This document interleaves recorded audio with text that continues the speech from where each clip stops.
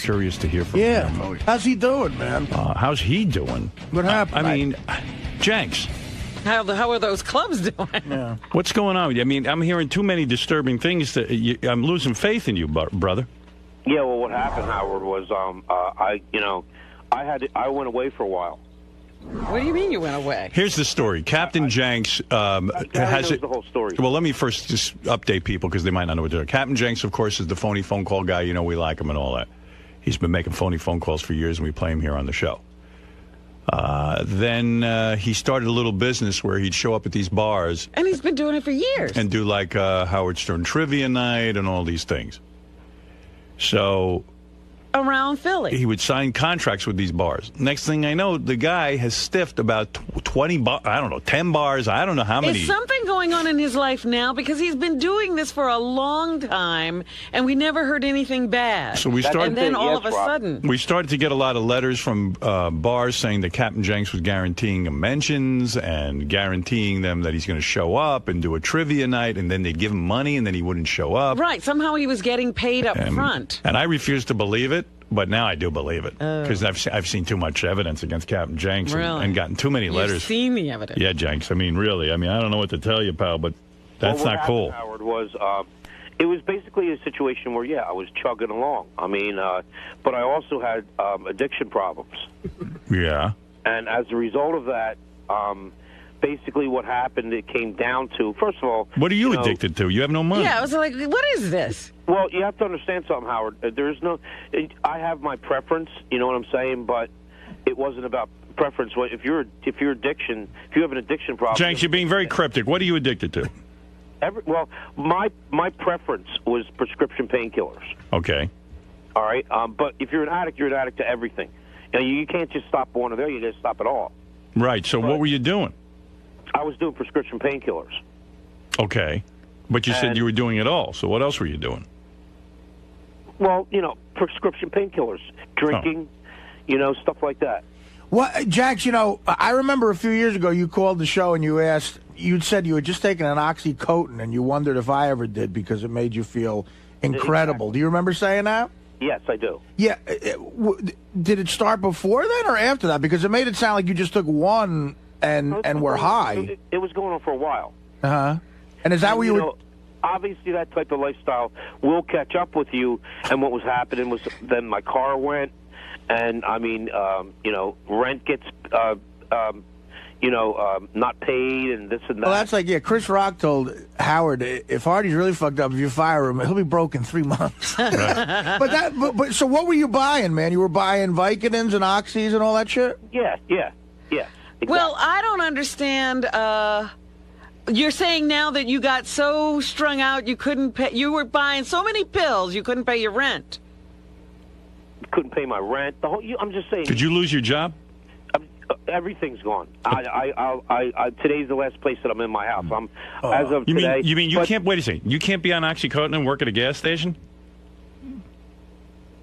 Well, you can't be an addict and continue. It has to stop. Here's what happened, Howard. All that shit, that's all heroin. It's just in pill form. It's opiate. Exactly. So you get addicted to it like you get addicted to heroin. That's how I started. Think you'd be able to keep a garage job. But what happens is, in other words, first you need 10 to get high. Then you need 20. Then without 20, you're not even high. You're sick. Right. You're in withdrawal. So then you need 25 just to feel normal. Right. And then you want to be high again because you're an addict. So then there's no stopping it. So you'll start stealing from everywhere. Right. And Artie understands perfectly. So first you got to go through withdrawals, and then you got to go to detox. Did you get Subutex, or is that too expensive for you? That's probably too expensive for you. Well, see, that's the thing. So wait a second. I don't mean to keep interrupting, but let me stay on topic here. So how did you get into this whole thing with stiffing all these bars? Like, why didn't you just show up and do the bar appearance and get more money? Well, the first thing that goes is my car. Yeah. And so you can't get to her. So what I tried to do was rent a car every week, so that I could at least get to the appearances. And by doing that, that's opens up a whole nother can of worms. Whereas, you got to pay a lot of money to rent a car for a week. I could paint an exact picture of what he was doing. Probably he because what happens is when you feel all right, you make plans. Right. I'll be there, I'll be there. And then, I don't know, this is the genius part of this. I don't know how in the fuck he got these bars to pay him in advance. I mean, I do stand-up and, you know. You have to wait. With the most legit people, and they don't want to send you something in advance. So I don't know. That's the genius part. But anyway, he somehow gets them to send him money. Then he blows it with pills, and then when the time comes to do the gig, he's strung out or he can't make it. It shows you what a bright guy he is, that he can get this business going and get money in advance, but he doesn't want to apply it to work. Yeah. But what I'm saying is the bottom line, what it came to is, nobody really knew. I didn't tell anybody. But what it came down to is I finally did go to people that were in my life that were, family, close friends, explain the situation, and basically what happened was it was like an intervention, and I went away to rehab. Now, do you owe Steve Langford an apology? No, he's still mad at Steve. Why? Steve was telling the truth. Yeah, but look, you don't want the truth to be known. No, the thing with Steve was the whole Steve thing was it was a catalyst. I mean, it initially turned out that I missed one or two. But then it got worse as the result went on because, Jenks, you're still in a bit of a denial. I mean, no, because I'm saying I couldn't get bookings. Well, that's not true good. because you had, Jenks, I know because we saw like 8 or 9 people before you went to rehab that were bookings that you didn't show up to, and I can't believe, so you got those bookings and you didn't make it there. Right, yeah. So, Jenks, so here's the question. So now you're telling me you're homeless? Yeah, Howard, Jenks is getting out today. Right? No, I'm homeless, but I'm sober. He's getting out today, but he has nowhere to go. He lost the place that he was living, and he was telling me for whatever reasons he can't go live with his parents, so he's probably going to end up in one of those sober houses. How come you can't live with your parents? Well, Howard, they're not in the best of health, and they're retired, and it's not a situation where it's not an option. How do you have money for a sober house? You don't have money for that. I mean, you just got to do what you got to do to make it. I know I'm going to go to meetings today. But how do you go to a sober house if you don't have money to pay for a sober house? You got to do what you got to do. You know what I'm saying? We don't know what you're saying. He doesn't have to pay for it. He does not know. I spoke to him earlier this morning. He doesn't know where he will be sleeping tonight. Is that right, Jenks? That's correct. But initially, I don't think you have to pay for a sober house initially. Right. You got to do your best. Where are you right now? Well, this is my last morning here. Oh man. So that's rough. I don't even have any heat in my house. I mean, Can't he move into your screening room, Gary, with the bar and the? Right. If you move one of the stools, could Jenks be one of the stools? So Jenks, you got to go get a job. Well, yeah, absolutely. Well, where's he going to work though? I mean, he's got like a bad reputation. He can't get a recommendation now. Which is why he might be mad at Steve Langford. But anyway, I just want to ask James a question. We figured out that there's like 8 or 9 appearances that you didn't show up to. So where did that money go to your habit, or where did that money go to? Well, renting cars. I was chugging along, and like I told you, Gary. Yeah, but that doesn't make sense. You were making enough money where in the past you were making a profit. So now you got that money and you go to the appearances. How did you lose it all? Oh, it all goes to the pills, sure. He says he was chugging along, but he was chugging along stiffing people. Yeah, right. You start doing nasty shit. Hey, where would you get the pills? From a dealer? Would you try to scam like pharmacy shit? Like how would you get the pills? I never scammed a pharmacy, but you can get anything off the street, Artie. Yeah, but how much were you paying for it? It gets expensive. How much is one Oxycontin? Well, I mean, on the street, you can get it for something like $20, $30, $40. $40 a pill. A pill, yeah. Wow. So those are 10 pills. That's one appearance. See, that's the thing. That's why people graduate. See, I never graduated to heroin, but that probably, my therapist at the rehabilitation center said that would have been my next step. Yeah, but that probably would have been a good move for you. Yeah, actually, that makes sense to go on heroin. Better for your liver. Economically, it's a good idea. What? Yeah. And now, for like were you taking 30 milligram Oxycontins? 80s. Oh my God! And so you would need 10 80s a day, type of thing. Something like 6. Yeah. Wow. 80 milligrams. That's 400 milligrams. But the bottom line is here. Did you ever resort to like blowing guys to get money? No, never happened. Good. All right. But the bottom right line size here is that I just wanted to, I clean myself up and sober up. And what I'm doing now is just trying to get myself back on my feet. All right, good. And I want everybody to know that I had appearances with. I'll do the appearances. I'll do whatever I got to do to make it up. You will honor your appearances. It was never my intention to not show up. You're a good man, Jenks. I'm pulling for you. I'm just doing my best to get everything back on my feet again. Yeah, all right. Prescription pills are bad shit. It's just I go to meetings all the time and stuff like that. And well, I had no idea you were struggling with this, but I am very, very. Nobody did. I'm very, very happy to hear from you because I was worried about you, and I'm glad that you're straightening out your life. All right. Thanks. Jenks, I may have keep it on the straight and narrow. Yeah, Jenks, I may have to call a station and say that you're dead and see if they'll report it, like you did with me, because now it looks like you have the same problem, don't you?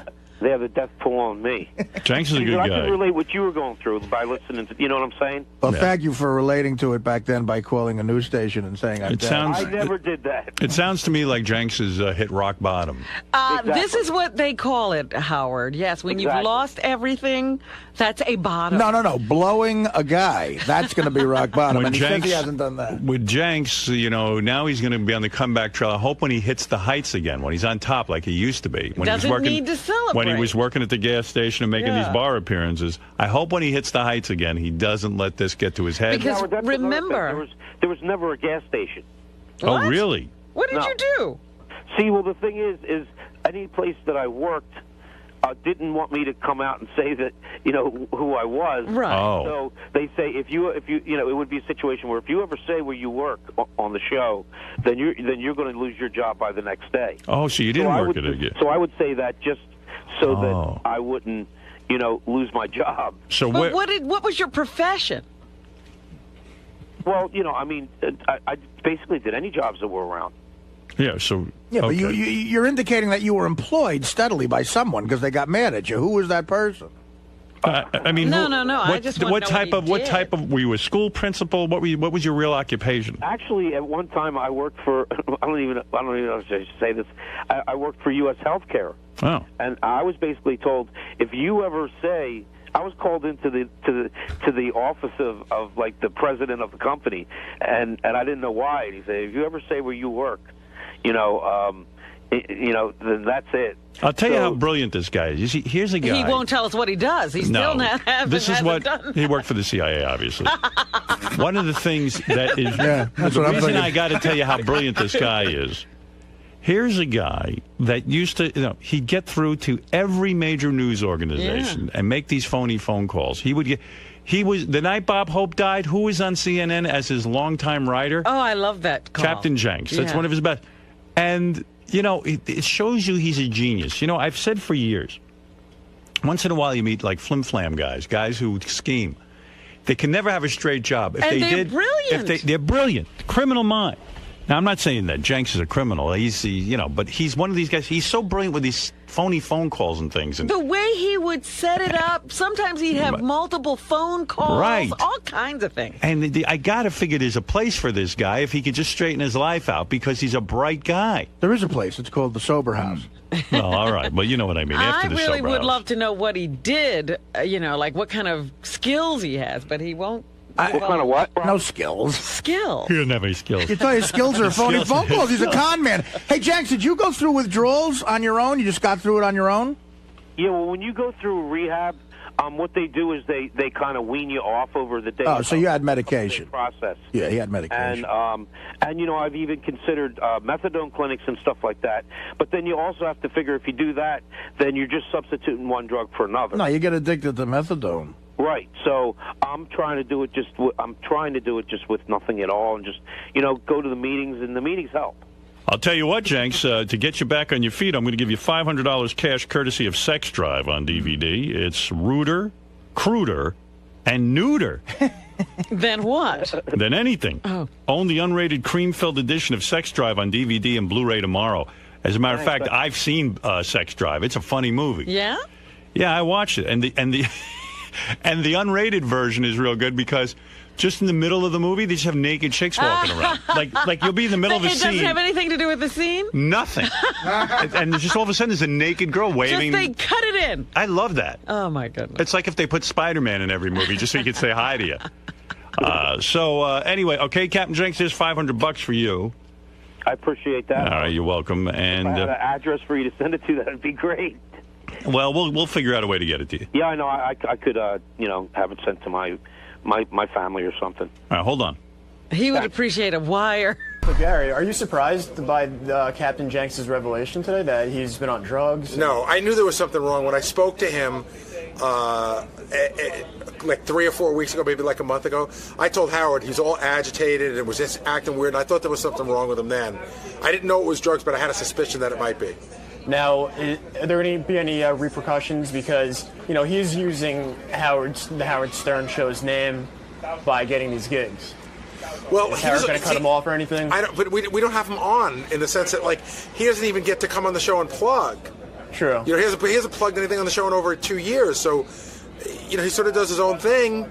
I'm not happy about the fact because I think that people who work hard and have a business shouldn't lose money to a guy who's doing it in the name of the show, but I really have no real control over him, so he'll have to regain everybody's trust and see if he can go back to doing it again. But, we'll probably have him back on the show, have him in, and he can explain exactly what was going on, and then Howard can decide what to do from there. Listen, we're reporting the story, but the Stern Show was initially contacted by bar owners. We then got contacted by a lot of bar owners. And the story is really in response to all these people who claim that they were hoodwinked and that Captain Jenks took the money and did not show up for these appearances. Now, as you remember, a month and a half ago, Captain Jenks was on the air on the Stern Show saying, Langford's lying. This isn't true. How dare he? Well, again, if we go in that studio with a news story, it's solid. You can bank on it. You had your facts. Yes, we don't go in there unless we have our facts. Lisa G., speaking of her, here she is with some headlines, and then I have to get to about a million things.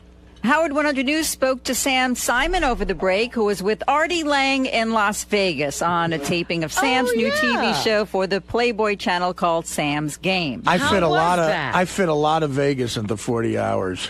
Oh, did you? Yeah, I didn't fall off the wagon. No, but no drinking.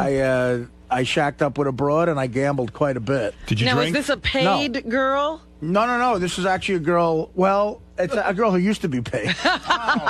She doesn't charge you anymore? She sees a future with you? I might be falling in love with a hooker. Is that true? I really do enjoy this girl's company. But wow. You know what? I'm going to tell you something. She's a real person. I'm going to tell you something. A lot of people think whores aren't real people. Can I tell you something? I know a couple of very famous people. I've heard about this. Yeah. And I've met them. Who have gorgeous wives. Right. Who supposedly they were call girls. And and girls that you would high priced. Escorts. I know a couple of names of celebrities that would blow your mind. Yeah, chicks. You too, right? Really? No, girls who work call girls. I don't know if they're married. You're right. They're celebrities in their own right now. Right. And what I'm telling you is, I know of guys who are famous who have hot wives. Right. They married their call girl, their escort. Right. What they do is they sort of clean up their background. They don't ever mention it. They get the police records. Well, I fucked that over already. Yeah, you fucked that. But the fact of the matter is, it's not the most unheard of thing. I don't think it's happening. She has kids, and she lives in all the way across the country. But I do it. Listen, but you want a family. I care for this. You girl. tell me you don't have to pay her at all. Did you give her gifts? No, do you ever say to her? I don't have to do anything. No. But do you end up giving her something anyway? Not this time. Right. That was down money. But if I win money, I'll give her something. Like a dealer. Right. A tip. Like a blackjack good luck dealer. tip. No, I never cash anymore. That's a little gauche. So you went to Vegas. You went out to Vegas. Sam Simon has a new TV show where he gambles, plays cards, and you sat at the table with Norm and a couple other guys. Right. Okay. It was me. It was Norm. It was David Tell. It was Jeff Ross, and it was Playboy Playmates. I sat next to most of the time. I sat next to Brandy Roderick, who is gorgeous, the hottest chick I think I've ever seen in my life. Now, what's she doing? Is she playing? She's playing poker. She can play. So, but here's the funny thing about... What does she wear when she plays poker? She's wearing this, sequin-looking top and real tight black pants. And then they had all these I got 3 phone numbers of Playboy chicks who were serving us. You mean... Like bunnies? And you were able to get their phone numbers? Oh, yeah. Texted them and everything. I got a gig. He's a big star on the show. I got a gig at the Hard Rock Cafe in Vegas, June 27th, and 3 of them are coming. It's a slam dunk. Do you think really? Do you think It's they're a interested in slam sex? dunk. What do you mean? I know. Well, a couple of them, it's a slam dunk. Are these girls who appeared in Playboy magazine in the pages? They're bunnies. They served us food. I don't know. So they're bunnies. Yeah, a couple of them did. But they were in the magazine. Yeah. That's high-level printing, yes. I mean, you're talking, this one might be the hottest chick I've ever seen in my life, this girl from Michigan. And you got her number, and maybe there's Yeah. She's very sweet. All right. So you go to the TV show taping. You play cards for what, charity? And Ralph was there, too. Ralph is there. Okay, so Ralph, I don't know. At the table? Look, I don't know I don't know the details, okay? How does Ralph end up? I was told that Sam flew Ralph out first class. Wow. Gave him, and now we stayed at the Palms, which is a beautiful hotel. The Palms has a brand new tower that is all just luxury. It's not, not a casino. You know, at the Hard Rock sometimes you could hear the casino going on all night. Yeah. This is for people who don't want to hear all that shit. So they put Norm and Attell and myself and Ralph up in these huge suites. I had a view of the whole city. It was gorgeous. Right. And Ralph had a nice suite as well. Ralph told me he had the same suite I had. Wow. And he got flown out there first class, and he was there all week. And he was playing in the game like it was celebrity. It was all comedians. And Ralph. Playboy, centerfolds, and Ralph was there. I mean, Now, does Ralph sit at the table, and is he part of the taping of the TV show? So he is a celebrity. Yeah. Yeah, all right. And he's billed as Ralph from the Howard Stern show? He's billed as Ralph Sorrell. That's what I saw on my thing. All right, okay. So here's the funny thing about Sam. Now, we're playing on the Playboy channel. Okay, so it's a TV show. And all of us, like I said, exactly what you just said. It's for charity, right? Or whatever, or just for fun and stuff. Dave Attell thought that, too. Sure. So at the end of one round of play, I wasn't here for this round. Attell lost $1,000 or whatever. Okay. So at the end, some guy comes up to Attell and says, "So you owe Sam $1,000." What? Wait a minute. Are you serious? You're doing Sam a favor. You're doing his TV show. Right, but if you lose money to him, he could lose money to you, and you could lose money to him. But Sam is billed as a professional poker player, as is Norm Macdonald. Right.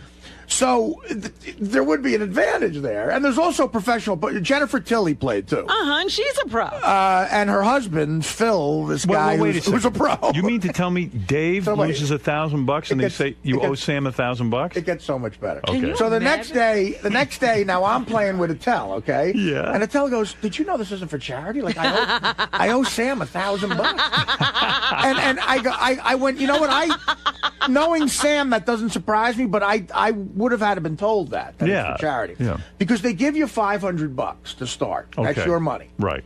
And you also get paid $1,600 for being on the show. Oh, okay. So Attell is working for nothing. But Sam knows. The kind of people he's with. So, but like we told Norm and you, if you want more than $500, Sam will loan it to you. Loan it to you. Right, and then of course, if you lose. What's the interest rate on that? There's no interest rate, but if you lose more than what you borrowed, you owe him that money. Well, if he is a supposed expert player, he's a professional. If he's a professional poker player, why would I want to go on his TV show, help him out, and lose money to him, and lose money to him? Degenerate gambler. Yeah, I guess so. So this is what happened. So I said, "How much you giving me?" $500. I said, "Well, I need way more than that." Sure. I said, "Give me $5,000." So the guy immediately, like a loan shark, goes, "Absolutely." Sign Artie up for $5,000. He gives me $5,000 in chips. Now, the start of the TV show that has me and Attell and Norm at it, Sam opens the show by completely humiliating Attell and going, "Listen, on camera, Dave didn't know that he really owes me money, so Dave has to give me $1,000 and then we'll start." So now Attell on the TV show is taking out his wallet. Dave doesn't have $1,000. Well, Attell's got the money, but he says, "Thanks, Sam. Well, I don't know if we're going to do this on the air." So he takes the money out of his wallet. He gives the guy, Sam's producer / bitch, I don't know, gives the guy the money, and then Attell buys in for another $1,000. Me and Norm each buy in for $5,000. Oh, my God. So now here's the rub here that I get pissed off with. It's also a TV show. Sure. Okay, so now Sam, Norm, myself, and Attell are all at the table. Sam wants the show to be funny, okay? Right. So there's also 2 Playboy playmates there. So now who do you think the funny falls on there? You. Right, of course. And Me and Norm, right. But Sam and Norm are such like crazy card players. They're concentrating on the game. They're not being funny. Okay, so now me and Attell are looking at each other. Every time I started making jokes, and like I would throw in like when I didn't really have a good hand to be funny and stuff, and I was doing shit that I thought would be entertaining. Right. But at the end, you lose money, and it's like, okay, you're being funny. Sam wasn't being funny. Right. He was making money. Right. He was making money, I guess. And then me and Norm started doing some stuff. We were trying to be funny. Let me get to the bottom line for a there's second. two different things going on here. There's a poker game for real money, or are we trying to entertain people? Because I can't concentrate on both things at the same time. Absolutely not. So, well, why are you feeling all this pressure? I started getting a little pissed off, and I started playing for real. Okay. I started really getting into it. So now at one point I was up 11 grand. But you know what this is like? This is like being asked to do a guest starring role on, let's say, ER. Right. And then being charged a hospital bill. I mean, I never heard of a show like this. But although I have to hand it to Sam, it is a reality show. You're really playing for real. It's like doing Letterman, and at the end of Letterman goes, listen, I'm a pro pool shooter. You want to shoot pool for me? Right. Yeah, I mean, all right. So anyway, you start to play for real. So now I'm in the game now. But me and Attell, we're casual poker players. Me and Attell are now in a game with a Playboy Playmate who's hot as hell, which is very distracting. Now, and three professional poker players. Is the Playmate putting up her own money? Brandy Roderick has that kind of buy-in? No, she just took the $500 from the game, and she would.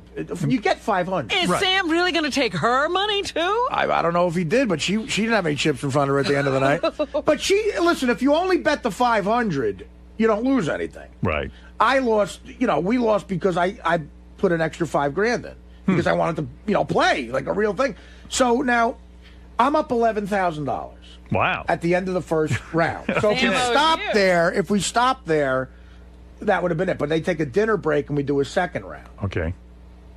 Now, they send me out into the fucking casino with, I'm like, fuck it. I started really gambling. I'm playing craps.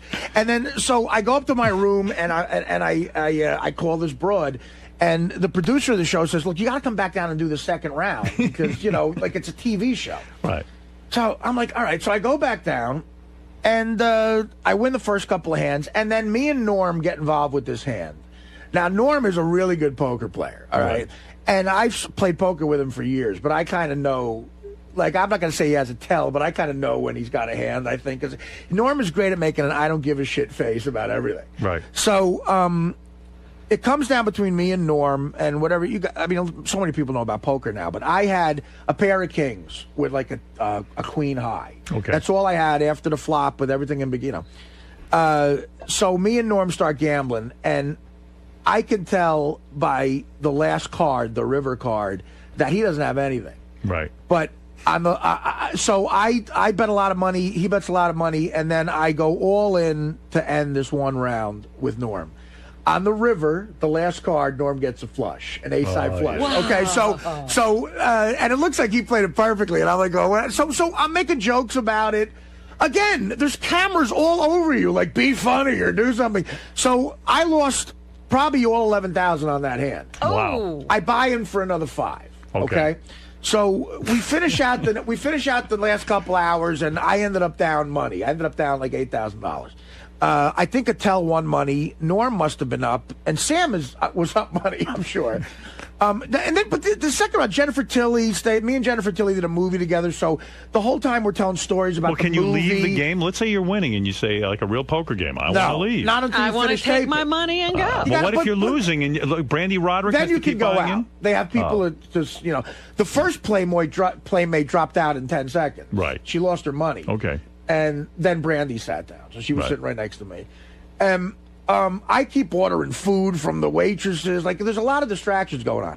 So at the end of the game, Sam closes everything. Sam has a catchphrase, too, by the way. What's his catchphrase? I go, what's your catchphrase? He goes, watch, you'll love it. So Sam looks, that arrogant Sam, he looks at the camera and goes, okay, we had a big excitement here, a couple of big hands. I think Artie's down some money. This is Sam Simon. Remember, it's just a game. Remember, it's just a game. Because he's got all the money. Right. So now here's the funny part. The producer comes up to me, the guy who's going to tell me how much I owe Sam now. Right. At the end of the night, and I'm aggravated. Sam's trying to close the show, and I just go in back of him every time and fuck it up going, I lost money to the guy who created the fucking Simpsons. I said, yeah, you got to kill me to get that money. I'm not fucking sending you this money. But I pay my debts, whatever. What? So I'm figuring out, I'm trying to count to figure out how much I'm down. But this guy who produces the show, he knows. He's keeping track. He knows everything. He comes up to me and real casually off camera says, listen, we did the math. Okay, listen. You owe Sam $8,010. But I'll tell you what. Let's call it $8,000. Oh, isn't that nice? He's going to throw in the 10. He lets you go the 10? $8,010. And then he goes, but I'll tell you what. Let's call it $8,000. You know what? That's a mensch. So now I leave the table. I owe Sam $8,000. Right. I go up to him, and Sam comes to me and goes, thank you so much for doing this. Because, look, we had a vacation. Vegas is fun. Right. But I had stand-up the weekend before and the weekend after vacation. I might have done something else. Right. You know? Right. And besides lose $8,000 to Sam. There's a broad I'm kind of seeing. I might have went to, like, I don't know. I was thinking about take her on vacation. Oh, yeah, something like that. So I'm not seeing this bro. We're committed. So what did you do? Did you write him a check for $8,000? So I go up to Sam and I say, listen, it was great being here. He goes, thank you so much. It was a big favor. I know you're on vacation, blah, blah, blah. And I say, yeah, Sam, no, don't worry about it. You're welcome. I'm glad to do this for you. So where do I send the $8,000 I owe you? So have you and paid I thought him yet? Maybe Sam was going to go, come on, it's a TV show. You help me out here. You're on the show. Sam goes, I don't mail me a check. Mail me a check. Yeah. That's good. But wait a minute, so... What a story. I want to know if Ralph loses money if he's got to pay Sam. If that fucker ain't paying Sam, I ain't paying Sam. Yeah, because How's you that fucking sound? You don't get the $1,600. No, I do. They send me it. That's union shit. Then you have to send it right back. Well, no, I get a check like if I appeared on a TV show, that gets sent to my accountant, the $1,600. But I got to send of my own personal money, 8 G's to Sam. That's what I'm saying. You worked for nothing. Dominic, you're worked for nothing. It cost me 6 G's. Dominic Barber. I don't get something, Artie. How can a private individual lend money to people in Las Vegas to gamble? It's against the law. You can't. No. Sam, you don't understand. It's like the guy said, how much do you want from like Sam's game? The show. The casino was loaning me the money. But when we sit down at the table, it's legal to gamble. In Las Vegas, we were gambling. We were playing poker. Who are you mailing the $8,000 to? The game. The show. Not to the casino. No. I don't know. I'm mailing it to the show or the casino. I don't know. One of the two. I'm not mailing it to Sam personally, but I lost money to the show. I lost money to something. I guess I lost money to the casino. I think you realize that that's, of course, not legal to have a show where they lend you money and you pay them back. He's saying that they do it through the casino. No, Sam. Dominic. They said to me, the casino can front you money if you want. Right. And I got fronted money. That's what I did. It sounds like it couldn't possibly be legal to even have a show that lends you money that you then pay. Hey, is the $8,000? I got $5,000. I'm sure whatever they're doing, they've looked into. I got $5,000 in chips from the show. They made up chips. They were Palms chips. We were playing at the Palms. I don't know what kind of deal. I don't know what kind of deal they have. All I know is I taped a TV show and I lost $8,000. But no individual can open up in a casino their own gambling casino or bet. Dominic, it's obvious they're playing at a casino. Right. Yeah, we're saying we're in the Hef Suite at the casino. Yeah. And that you're getting it's the same when you get a marker from a casino. And now Artie owes $8,000. Probably Sam was paid already from the game, and now he owes money to the casino. I don't know. I don't know. Sam can explain it. The bottom line is, I taped a TV show, and I owe people money. Yeah, I don't want to get caught up in that, but it sounds like the $8,000 at least is a tax write-off. Maybe, possibly because you were taping a TV show. I don't know. I don't know that that's the case. I don't know. I doubt it. So Howard Stern could open up in a casino the Howard Stern game, have people play, make a profit or a loss, and film it. No. No, Dominic. That's not what happened. This is the way I understand it. You go to a casino and say, we want to tape a TV show. Right. Which is a poker game. Right. The casino, as you know, has poker dealers. Right. And you go there and you buy in. Right. Now, how you buy in is up to you. You can say to the casino, I want to have a marker. Which is essentially what it sounds like Artie has done here. He has said, look, I don't have the money with me right now. I want to take out a loan. I want to take out money. At the end of the game, whoever wins the chips goes in and cashes out. Now, Artie owes money to the casino.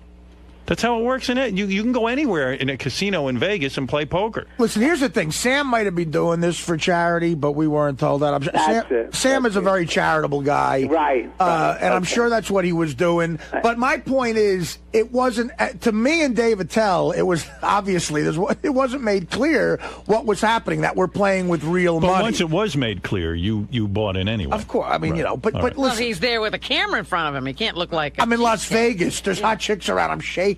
Yeah, give me money to gamble with. And you're telling me...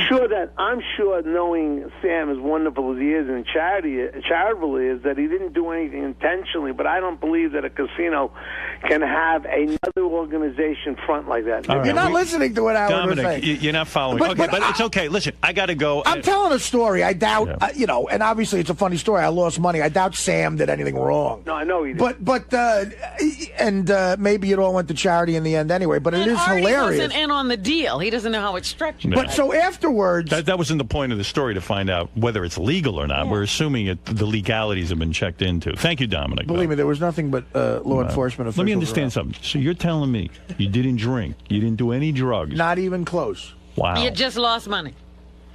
And so anyway, so at the end, I was going to fly home.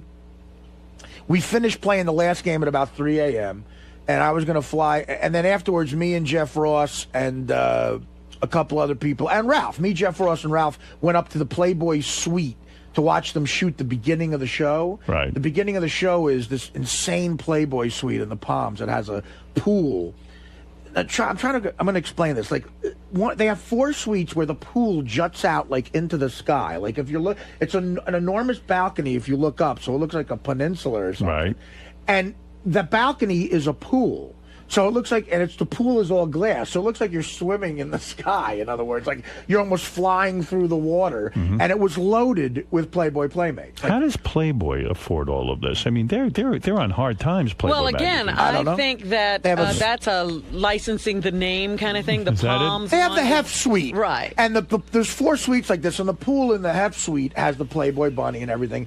But the more important thing was, so at 3 o'clock in the morning, we go up there, and Sam has worked it out where him and Ralph is in the beginning of the show. Mm-hmm. There's a bit they do in the beginning. It's Sam and Ralph. Like, they're connected now publicly. How did Ralph get to be his sidekick? I don't know. But right, so, at least Ralph's got a job. Yeah, that's probably how Sam got him money to get flown out there. Like, look, you'll be in the show. It's a write-off. Okay.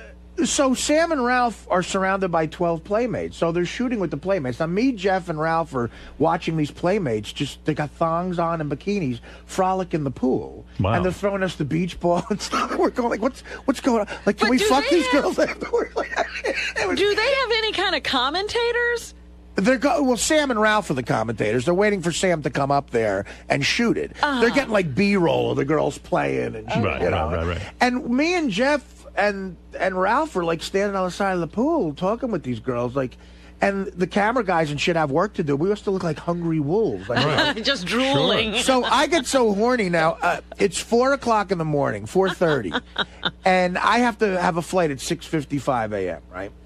How do you stay up that long? I don't even know how to do that. I had slept till about noon that day. It's Vegas, you know. I don't know. I mean, Go ahead. I don't get bored in Vegas. Right. I don't to get Gary in trouble. So so now I'm kind of horny from these broads, and one of them was kind of, I was talking to her, and they're like, well, we have to stay here and shoot this all day. So I call this chick that I know, and the hooker. The used to be hooker. Let me ask you, and you really think she used to be a hooker? She's still a hooker. But... In my life, Howard, let's calm down. She's not a hooker. You get her for free. I understand that. I don't know what she does. You don't ask. Right now, she could be fucking a guy for money. I don't know. Right. I don't want to think about it. Okay. Right now the girl because you have feelings. Right now the girl I'm dating could be shitting. I don't want to think about that. Right. So I call her up. And I'm like, it's either jerk off or call this girl. And when you're in Vegas, there's always options. And she was around, and she came over. So when she comes over, she must fuck great because she gets paid professionally to do it. She's such a doll. She looks like who is a couple of people here have met her. Dan, the Song Party man. What did he say? She's smoking. Smoking hot. She looks like I showed you a picture of her once. You did? She looks like a young Nicole Eggert. Oh, my God. Like a young one. And you wouldn't deal her to anybody else. Like, this isn't the girl you got for JD or anything like that. What am I, a jerk? What do you think, he's an animal? No, the girl who blew JD and fucked JD was a different girl. So somebody else set that up. That was the best. JD's at Nobu. Clearly a whore comes over. So she shows up to your room. She comes up and I know everything about her now. I ask about her kids. I know her kids. How long does it take after the small talk before she starts fucking you? This was quick because I told her, I said I was horny. So I ordered some food and yeah, Tracy Morgan showed up and blew. You know what happened to Tracy Morgan over vacation? No, what'd he do? He's the funniest guy on the planet. Tracy, do you know about this, Robin? No. His fish tank in his apartment caught fire. I mean, how does your fish tank I don't know, catch fire? He's the greatest. It's full of water. His fish tank caught fire. And then I think he burned. I don't know what happened. He burned down half the building. What do the fish do? They're like, wait, we're in water. Survived. I don't know. Our water is boiling. I think we're at dinner. So how's your fish tank catch fire? Yeah, go ahead. She shows up. I call up my friend is the producer. This girl that I've known for years produces Sam's show, and I said, listen. I'm shacked up with this broad here. Like she's known me forever, so she understands what could happen in Vegas. I said, just make it like the Red Eye tonight. So I changed the flight to the Red Eye, and it was like the Keith Richards style. I shut all the windows in the suite, put tinfoil up. I wanted no light in there, and me and the chick were in there for just 10 hours together, getting room service for 10 hours. How many times do you bang this chick? I don't know. We fell asleep a couple of times, probably 4 times. Wow, and for free. Yeah, money. She ordered champagne, which I didn't touch. Right. And really, you were partying with her. You're banging her. No She's party. And when champagne. you kiss her, you can taste the champagne and you don't break. You could have had one little champagne. I don't kiss her. No, I didn't do a goddamn thing. No booze. Would you say nothing. this has turned into a pretty woman kind of scenario where you're falling in love with a hooker and I'm Richard Gere? Yeah. Well, yeah. No. No, it's not going to happen. I could never. Something. You whispered under your breath a few moments ago, I'm committed. No, I said I'm not committed. You're not committed. You wear rubber when you're with this chick? Absolutely. You do? Oh, yeah. Seriously? Even for a blowy? No. It started out that way, but no. Now they're in love. I always wear a rubber, though. But no kissing? Really? It's like that, huh? No. No kissing? No. I mean, now there's kissing. Yeah, we can. But it's I know her. She's a good girl. She's all right. Wow. Everybody's got bills. You got a picture of this chick right now? No, I have one. I'll get you one. Give me a picture. I showed you a picture of her. I'm confused. You thought she was hot. You showed me the picture of her before you became emotionally involved with her. That's why I didn't pay. Now that she's your girlfriend, I want to. She's not my girlfriend. She's not my girlfriend. No. She going to come to Jersey and hang out with you? No. That's not for her. That's been discussed, but no. No. Why not? Maybe at the Shore House. As Robin knows, I'll have any type of broad at the Shore House. Your mom doesn't go to the Shore House. Oh, yes, my mother has her own. His mother decorated. My mother, are you kidding me? My mother has her own wing. She has a suite. So if a whore shows up, no, it's not going to happen. It's not going to happen unless my mother's away. Unless my mother goes on the sounds to me like you're falling in love with this girl, but you're worried about what society's going to think. No, would I worry about society? Look at me. In a weird way, yeah. No, there are areas where you worry. There's a lot of complications with her. The kids. That's one. Also, where she's from and geography and everything else. She could move. What's to stop her move from right moving? into that shore house. Calm down, Robin. If my mother goes on the summer-long cruise I'm trying to get her to go on. The way I'm thinking about it is you got a whore for free, and you had to pay Sam Simon $8,000. So you're kind of sort equal. of made out of you. Yeah, you did okay. Now, in regular gambling. Go ahead. In regular gambling, I won $12,000.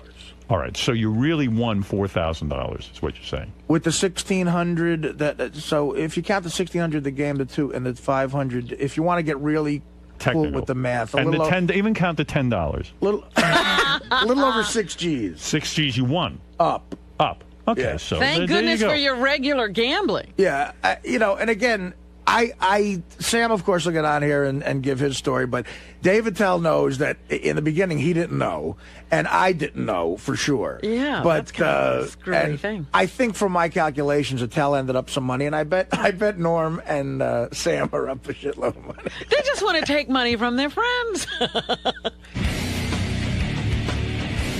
Did you get worked by Sam Simon? Did I get what? Worked by Sam Simon. My lawyer said I can't discuss this right now. Why not? No, I don't know. I think Sam. I think what we're looking at here is Sam stole money from me to give to charity. It's like Peter Pan or Robin. This is the best of the wrap-up show. A recap and behind-the-scenes look with John Hine and Gary Dell'Abate. The best of the wrap-up show begins now. Artie Lange here. On Monday's wrap-up show, we discussed Dr. Drew Pinsky and his assessment of me, which I think is total bullshit. I don't want to be dead like my father. I'd like to be thin like my father probably is right now. I don't want to be dead like my father. But I do drugs to forget my father's dead. It's very complicated. Join us when the exploiter of the century, Dr. Drew, comes in and hopes that he gets me to die on his show instead of this show. I'm dying on Howard's show, not Dr. Drew's show. Fuck you. And fuck you!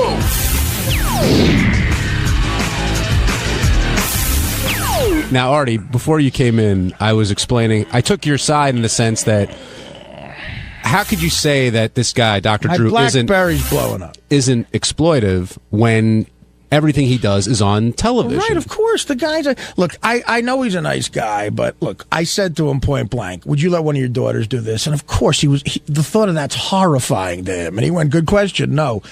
It's just, look, he's taking advantage of the biggest fuck-ups that are out in L.A. right now. You know, I mean, that's okay. So let's say we buy into that point, which you're not off on that all the way. I don't know how I'm off at all. Do you still think that he's not giving them proper treatment? No, they're not going. He admitted it. He admitted it by not being able to throw out the real entertaining people like Gary Busey, and he said Tawny. I don't know what she was doing by not being able to throw them. Okay, by not being able to throw them out. And why do you throw them out? Not because you don't care about them anymore. Because they could affect the treatment of the other people. That's why you throw them out. So by not being able to throw them out, to have them still there, still being a disruptive force with the other people, no one's getting proper treatment. Okay, nobody. Say we buy into that, right? So because I'm saying I buy into that. Artie, listen. Okay, you're right. Does that mean that he has no ability to judge or diagnose anybody else? No, that doesn't mean that. I'm just saying he doesn't care about it as much. That's all. I'm saying that, look, he's admitting that. Okay, I don't think he's a bad guy, but here's a true doctor with integrity. Here's a guy, and look, none of us are Jesus Christ, and I'm not judging anybody, and I know I'm about to put him up on a pedestal that no human being should be put up to, and I don't think anybody should be perfect, except Benji, who's clearly a perfectionist. This, to me, is a doctor I would want to see. A guy who goes, look, you're unbelievable at what you do. You happen to practice in Los Angeles. We would love for you to do a TV show and with these people. And here the guy goes, no, I can't do that. I can't ever bring myself to do that because this is sacred to me. I'm a doctor. I took an oath. I can't put these people on TV if I'm not allowed full autonomy and I can't do whatever I have to do within treatment to make them better. That's a doctor I want to see. Dr. Drew was asked that question, even if he asked himself in his own head, and he said, I'm willing to fucking do it on television. That's all I'm saying. Doesn't make him a bad guy. I don't judge him in a bad way because we're all human beings, man. I mean, we all go for the money. But in a way, you are judging him because you're saying that he's not good enough to diagnose or treat you. But in your mind, for what you want. I don't think he's and I think he's not. He shouldn't be able to treat a lot of people due to that, just one factor. I mean, look, the other thing is, how many people is he not if he thinks he's such a great doctor, how many people is he not treating because he's in a meeting with the network or, because he's developing another show? That's unfair to say because you would have to sit there and figure out what every doctor does with their time when they're not with a patient. What about a golfer? Doctors do two things with their time. What if they were golfing? What if he were golfing instead of being in with the network? Go to the hacky thing, golfing. I'm just saying. Whatever. I'm saying, look, Drew probably golfs too, but the average doctor doesn't golf, take care of his kids, meet the network, develop a show, and then see a couple of people. The average doctor golfs, takes care of his kids, and then sees as many people as he can help, and not on television. And that's all I'm saying. Look, I'm a fuck up, and I'm not judging. I am judging him, but I'm not saying that, look, I hate him or he should be in hell for this. I'm not doing what Jesus would do. And I'm not saying I'm not a fuck up. I'm just giving you my opinion that he had to ask himself that question: should I do this on television? And can I give the proper treatment on television? The answer is no, clearly in his head. And anyway, he said yes anyway. That's all I'm saying. I'm not a fuck up, and I agree with Artie. I think doing it on TV hurts your credibility. I do. See, and again, I think he's good at what he does. I think he made a lot of sense, and I think Artie absolutely needs help. But I think he makes a very good point. All right, let's get off this topic because we're getting stuck here. Because you're losing. No. What did you think of his assessment of you? That initial assessment. Actually, wait. Before you answer that, Artie, I'm sorry. Okay. Teddy, hit clip number 1. John's not a fuck up. People, when they're sober, end up better than they thought they could be. Right. But it's almost like you want to join your dad, you know what I mean? And if you can't live without him, you're not going to live. You know what I mean? And that's, you deserve a better life. You deserve a sober life. Right. And he would want that for you. And it seems like you idealize him so much that he can't be the real guy he was with you. And you won't let go of the idealized image. And that's either pulling you towards death or keeping you on heroin. All right. Let's not forget to mention the fact that he developed this theory by reading Artie Lange's Too Fat to Fish, still on shelves, which is a very honest book and a pretty good insight into who you are. It's a fantastic book. I'm not going to argue. But it's the best book out now. I get it. It's pretty good insight into who you are. It's not every moment. He called the book riveting. Good. Okay. So get to the answer, the point. He bought his own copy too. Listen. No, he didn't. I don't want to be dead, okay? That's extreme. I don't want to join my father in death. What he did say after that, which I think is probably true, is it might be the reason I'm still doing heroin and other drugs. I don't want to be dead. I don't, if there was an afterlife that you believed in and my father saw me there before I was 90, I think he wouldn't want me there either. I wouldn't want to be there. I don't want to be dead. I'm telling you right now, I don't. But it might be the thing that keeps me going back to drugs. Do you think that you have put your father on this pedestal and idealized him to a place that may not be real anymore? Well, look, if you read the book, I say in the book when I describe some of the things he did that he did put my mother through hell at times. He was crazy. But it's about you and him, though. Just about you and him. Yeah, no, I mean, look, a shrink might beg to differ, but I don't think I put him up on that pedestal where he can do no wrong. But it's funny because in a way you almost said that today when you talked about how when your dad was a quadriplegic, how in your mind you thought that a thief coming into the house that your dad could still somehow defend. See, but that was then. I don't believe that now. It's a long time ago, Gar. Okay. And I don't believe that now. If my father was a quadriplegic in the house and a burglar broke in now, we'd be fucked. I'd leave and let him, do whatever. Steal my father.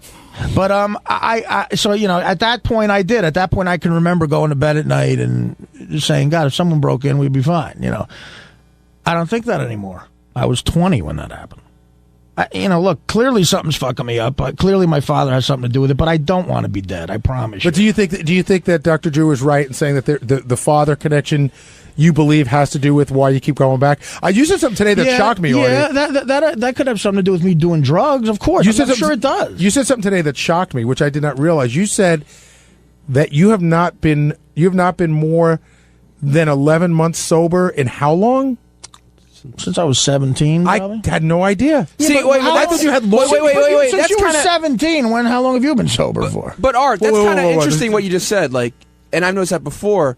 When was your dad's accident?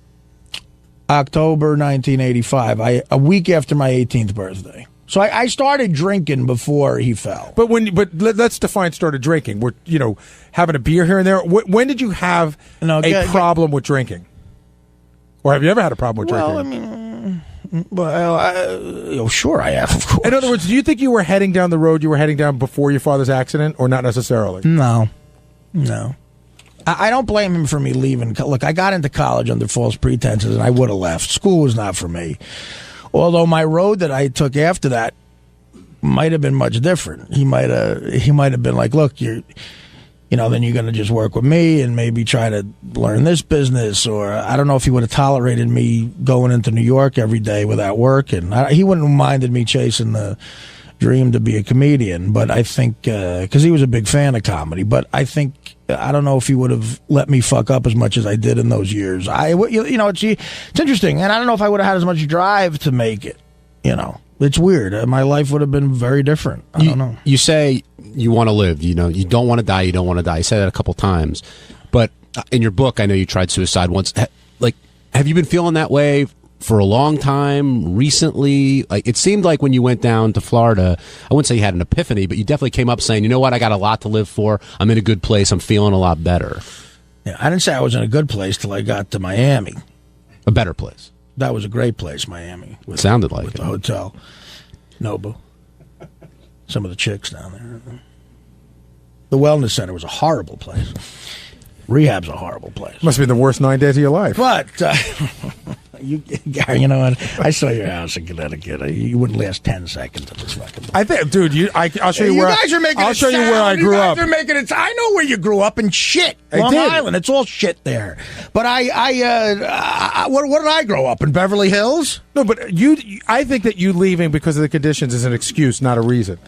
I know that you're used to a better way now. I'm going to see if your wife would tolerate this rug in your house for 10 seconds. My wife doesn't have to go. Do you have good water pressure in your house? Did they say to you when you left, like, we don't think this is... Hey, Art, when you left, did they say, we don't think this is a good idea? Or they're like, that's fine, just come in? Who told them?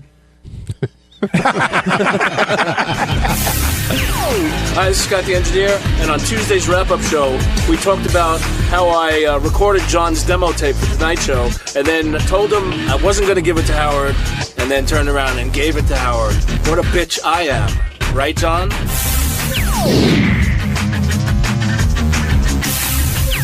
The show started really with Howard doing a rap on Stuttering John and told his side of what he thinks is really going on with him and if he'll go over to the new show, etc.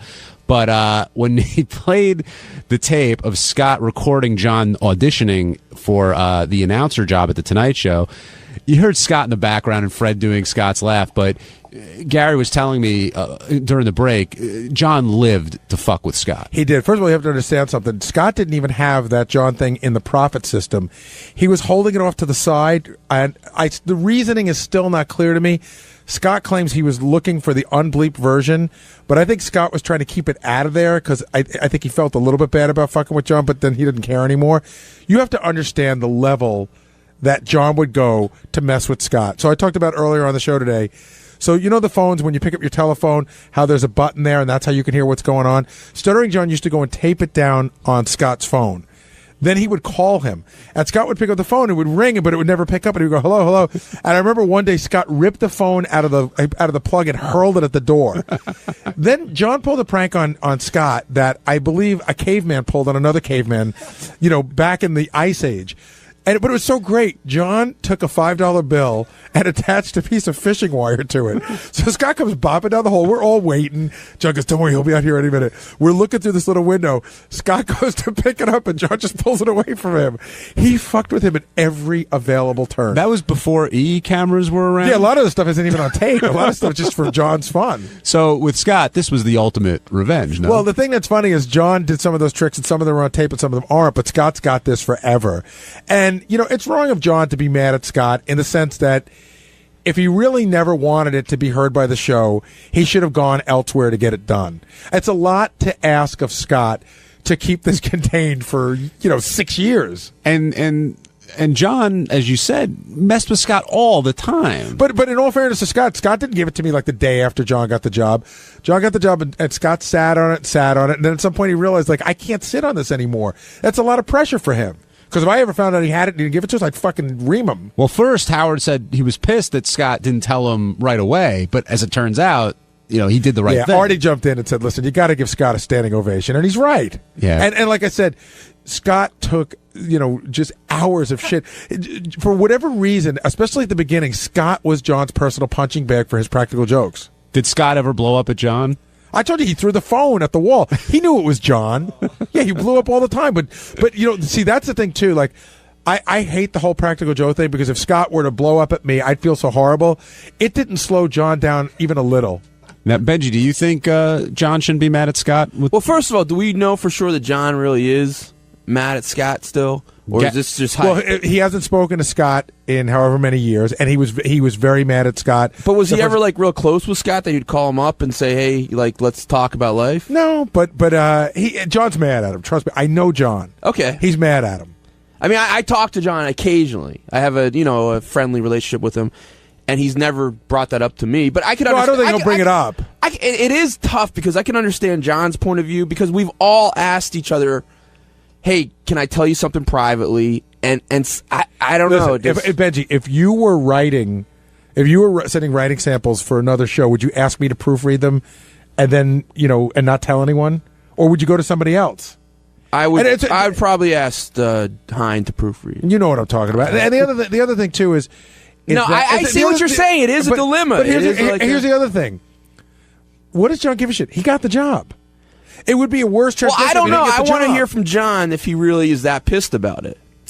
All right, we'll call John tomorrow. I was going to say, we'll take our call. I was going to say, if Gary can ever but get in touch with him. But if John is, I think I can.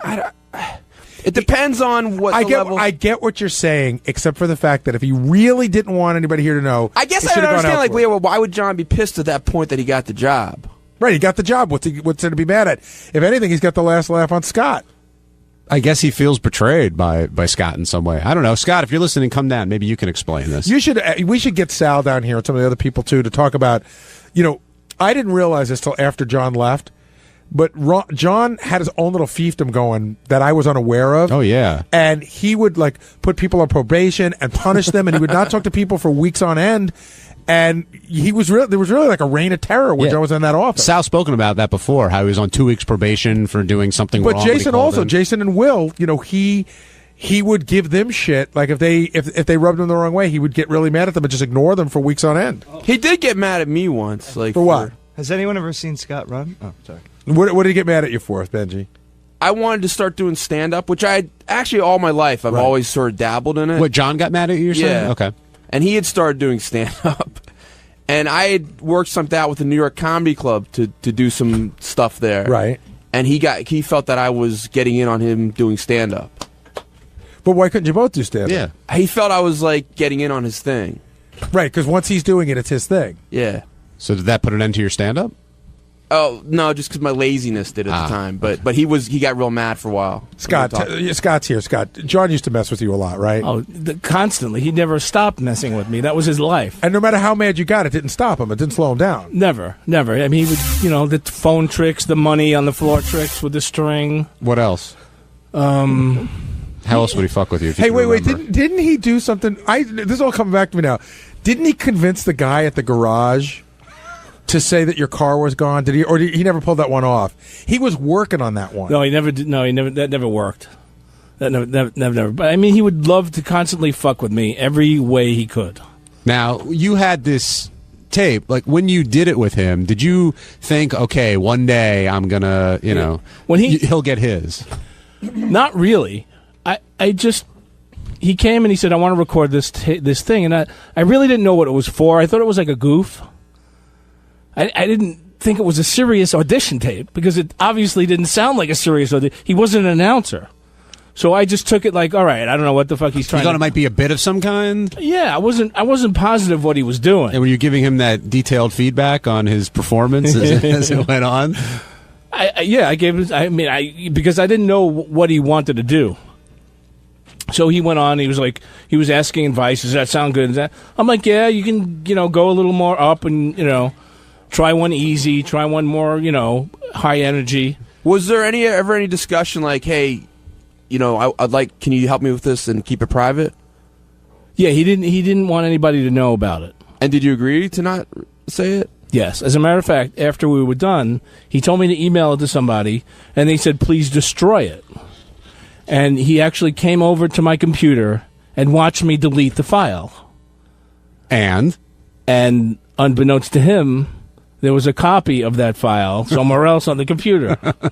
So what made you decide eventually to give it to this and I knew I had to save it because evil genius. I mean, you know, Howard's mantra was always record, never stop recording. Right. Record everything. Right. And save everything. Right. So that's what we did, and that's what I did. But I'm saying, at what point did you decide, okay, I'm going to let Gary and the guys know that we've got this? See, I forgot about it, and I figured out it was fucked. And then a few months later, when John came out and announced that he was leaving to go to the Tonight Show as their announcer, I go, that fuck.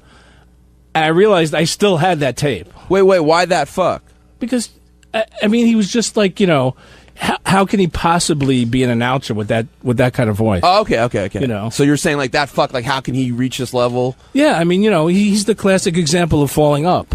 And how did John react to you? How did he treat you after that? Gary says he hasn't spoken to you since. No, I saw him once out in Vegas, and he barely looked at me. But I mean, that day. Oh, if you can remember back. Oh God, he was so angry. I mean, he's like, you know, I trusted you. You were my friend. You know, you tell me things I don't tell anybody. And he was just so mad. I mean, I had it, and I excuse me, I saved it for a great time, and I wasn't going to use it until he announced that I'm the announcer on the Tonight Show. Right. So you did no harm in that sense, but he's still pissed that you betrayed his confidence. Yeah, he already had the job. I didn't fuck it up. In other words, I didn't go right to Howard and say, John recorded this tape. I held it. All right, and JD, you love when Fred was doing Scott giving John advice during the session, right? Oh, of course. Yeah. I've seen Scott in the middle of recording sessions, and he just sits there, like doesn't react to anything you say or do, and just stares at the waveform going by that's recording. Wait a minute. And Artie was like, "Oh, Scott's one take. Get out. You're done. You don't need it. It's perfect." That's not true. You think that's unfair? That was unfair, yeah. Oh, you think you're the most welcoming engineer when you go in there to do stuff, when people come in to do stuff with you? Of course I am. Bullshit. Come in. Have a seat. Relax. What's he like? What's he like? The fuck do you want? Hey, it's Gary Dell'Abate, Baba Booey. On Wednesday's wrap-up show, we talked about how we had on the best guest we could possibly have on, one of the greatest musicians of all times, an American icon, Paul McCartney. And then we also talked about how Robin hurled herself at him to try to get a date and was rebuffed. That's how it went.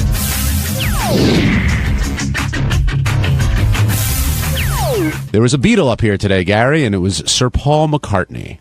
Will and I were talking. First of all, we were trying to figure out, is there a guest? Who's the biggest guest that's ever been on the show? Who would you say is bigger than him? And we couldn't come up with anybody. Mickey Mantle. We had Mickey Mantle on the show once. But I would say McCartney's bigger than Mickey Mantle. Okay. Schwarzenegger at the height of his fame. McCartney's bigger. I agree. We couldn't think of anybody. I can't think of anybody that's been on the show that's bigger than McCartney. And he transcends everything. My mother, who's 82 years old, knows who he is. My 11-year-old was thrilled he was coming in, and everybody in between gives a shit. It's funny you said that. I told my daughters that, and they couldn't believe it. They were like, "One of the Beatles is coming in." I'm like, they were thrilled. Yeah, and I got to tell you, the big announcement that Paul made, which I knew already, that was exciting, is that there's a Beatles rock band coming out. I know. I don't know if it's Guitar Hero or Rock Band. I think it's Guitar Hero. Well, one of those. Howard, do you play Guitar Hero? And he goes, no. But he's going to make a ton of money off of when the Beatle version comes out. But and Steve Brandano, hosts the Intern Show, which is on 7 o'clock tonight on Howard 101, made an interesting point when he did his thing. He said the interns were more excited about Paul McCartney than they were for Brody Jenner. And Will and I were trying to figure out, like, what it, he came up with security, but it wasn't like insane security. I've heard people who aren't as big as Paul, come up through the back entrance with tons and tons of security. But we were saying that, like, there's a guy whose every move is monitored. If he blows his nose and throws a tissue in the garbage, some idiot's going to fish it out. That's true.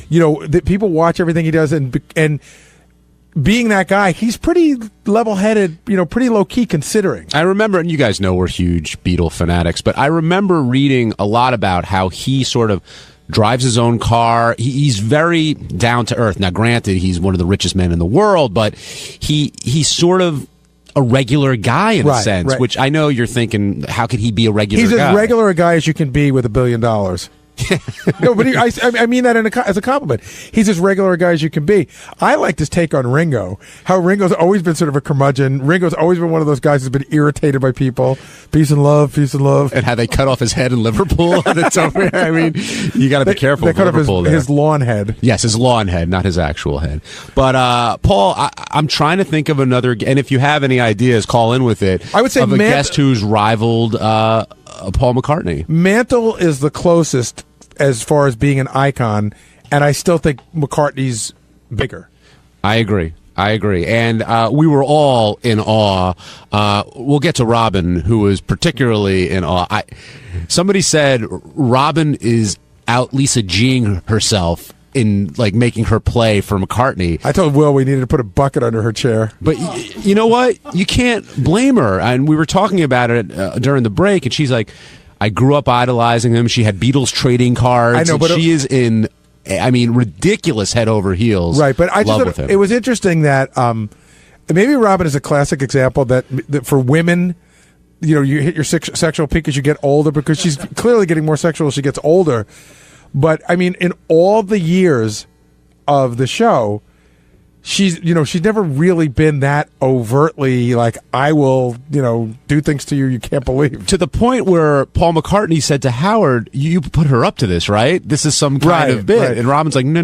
Who was the guy that Robin was flirting with? Was it Wyclef? Who was the guy that went into her room? That was Wyclef. And picked her up and started like dry humping her. Yes, but Wyclef can step aside for Paul McCartney. Oh, no doubt. I think. And he would, too. It's an interesting male-female thing that, like, is there a woman of that kind of achievement at that age that we would go crazy for? Well, I think the at that age is the disclaimer in that. Well, well, let's take it back another one. What woman is there a woman of that achievement in the arts or in any other place that we would be that excited by? Well, Hillary Clinton? Well, Madonna. I mean, but I'm saying that you'd want to. But fuck I don't think. Yeah, I don't think you'd be throwing yourself at Hillary Clinton. Not because you want to fuck because just like, hey, it's a great story. But you like Robin's sincerely turned on by him because of who he is. Raquel Welch. No, because I've seen her. Right. It's a good question. I really don't know. What happened? I don't know. Men age gracefully a little bit better. The women. There were some women that they get older and they really are doing really well, and then all of a sudden it falls apart. But I think remember how hot Anne Margaret was like 10 years ago? Yeah, a lot of people thought Sophia Loren held on to her looks for a very long time. But what I'm saying, it's clearly not about. I mean, Paul's a handsome guy, I think, but it's not about the looks. I think if he aged really badly 10 years from now, Robin would still want him. That's a good question for Robin. I think if Paul came in 100 pounds heavier and with a limp and whatever, I don't know if she would feel the same way. I really don't. Do you, Gary? No, I think he still sort of has his looks.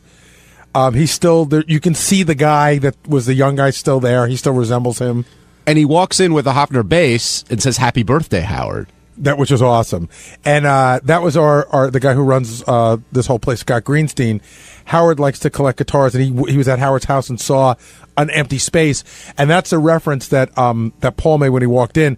Howard has like these pillars, and Scott recognized that there was a guitar missing from one of the pillars, and Paul walks in and he goes, "This is for your fourth pillar." And that's what he meant by that. Now, we've talked before when Howard had interviewed McCartney a few years ago, how he doesn't get choked up, but he definitely, he's very, he wants to prepare right. Not that he doesn't care about every interview, but he sort of gets a chill when when Paul McCartney's in his presence. It's one of the few guests I've ever seen him be a little bit in awe of, or I don't know if the word is in awe, but he shows such a great respect. And, we did a lot of things today. Like, we didn't bother him with pre-interviews with Lisa G and the cameras. We didn't take pictures in the studio. Howard's like, a guest of that caliber should be able to come in and come out and, not feel bothered. Do you think they have a special chemistry, the two of them? I do. I really do, because McCartney clearly seems to like him. And Howard, of course, you can see that Howard loves McCartney. But McCartney clearly seems to, find Howard endearing. Yeah, I think he knows what to expect from Howard. And when Howard started asking a little bit about Heather Mills or about his kids or whatever, McCartney backed off on it, but didn't do it in an asshole kind of way. Right. He's like, dude, I'm not going to go there, but, let's chat.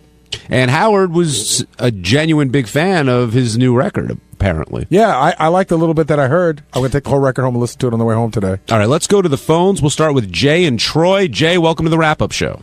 Hey, boys. How you doing today? Good. How are you? Real great, thanks. I hopped up a couple hours early just to listen to McCartney. And what you guys were saying about if Paul came in a couple pounds heavier or something, you got to remember, he's still got $1 billion, okay? He looks pretty fucking good. The difference between Mantle and maybe McCartney, and Gary, I don't know, you might remember this. When Mantle died, Howard sang a song. You probably don't remember it, do you, Gary? No. It was... And this is the difference. He wouldn't talk like McCartney like that. But when Mantle died, Howard sang, "It's 1, 2, 3 strikes, you're out when you drink like that." Yeah, but let's take that part out. I know what you're saying. Howard is not in awe of Mantle. He recognizes that almost every other guy is. Howard's not such a sports freak that is like, oh my God, it's Mantle. So it's not about whether it was big to Howard, because clearly McCartney's bigger to Howard than anybody.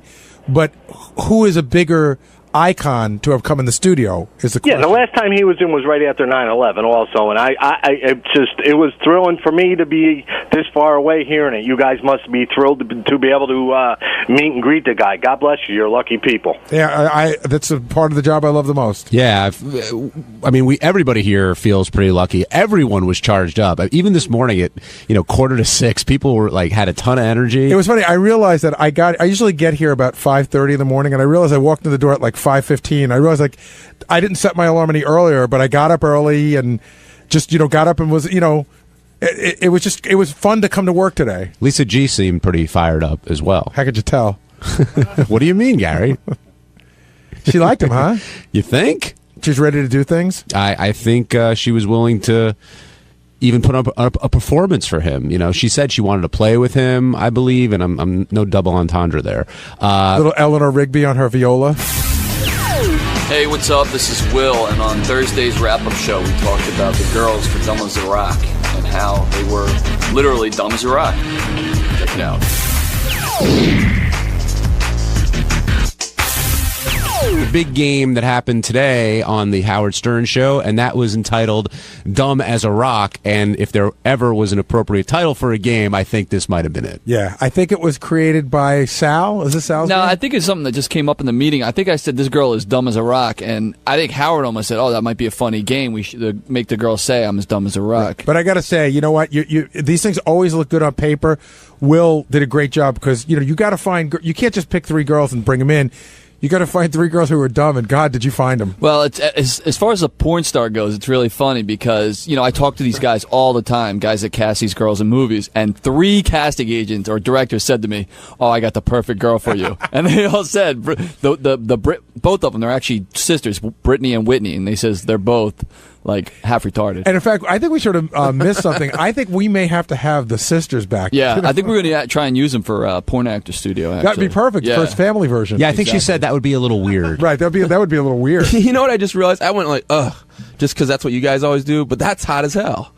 It's not that hot. Yeah, it is. We got to find out on if the 2 chicks are hot, the 2 sisters are hot. That's hot as hell. We're still working it out with Howard TV whether they can make out on camera or not. So, but the other girls that were in there too from that they're from Mama's Boys. So I know that the Mama's Boys, one of the publicists was trying to get girls on from the show, and I said, "Look, we got this bit coming up where we're looking for dumb girls," and they brought me a few girls, and I just gave them a quick quiz.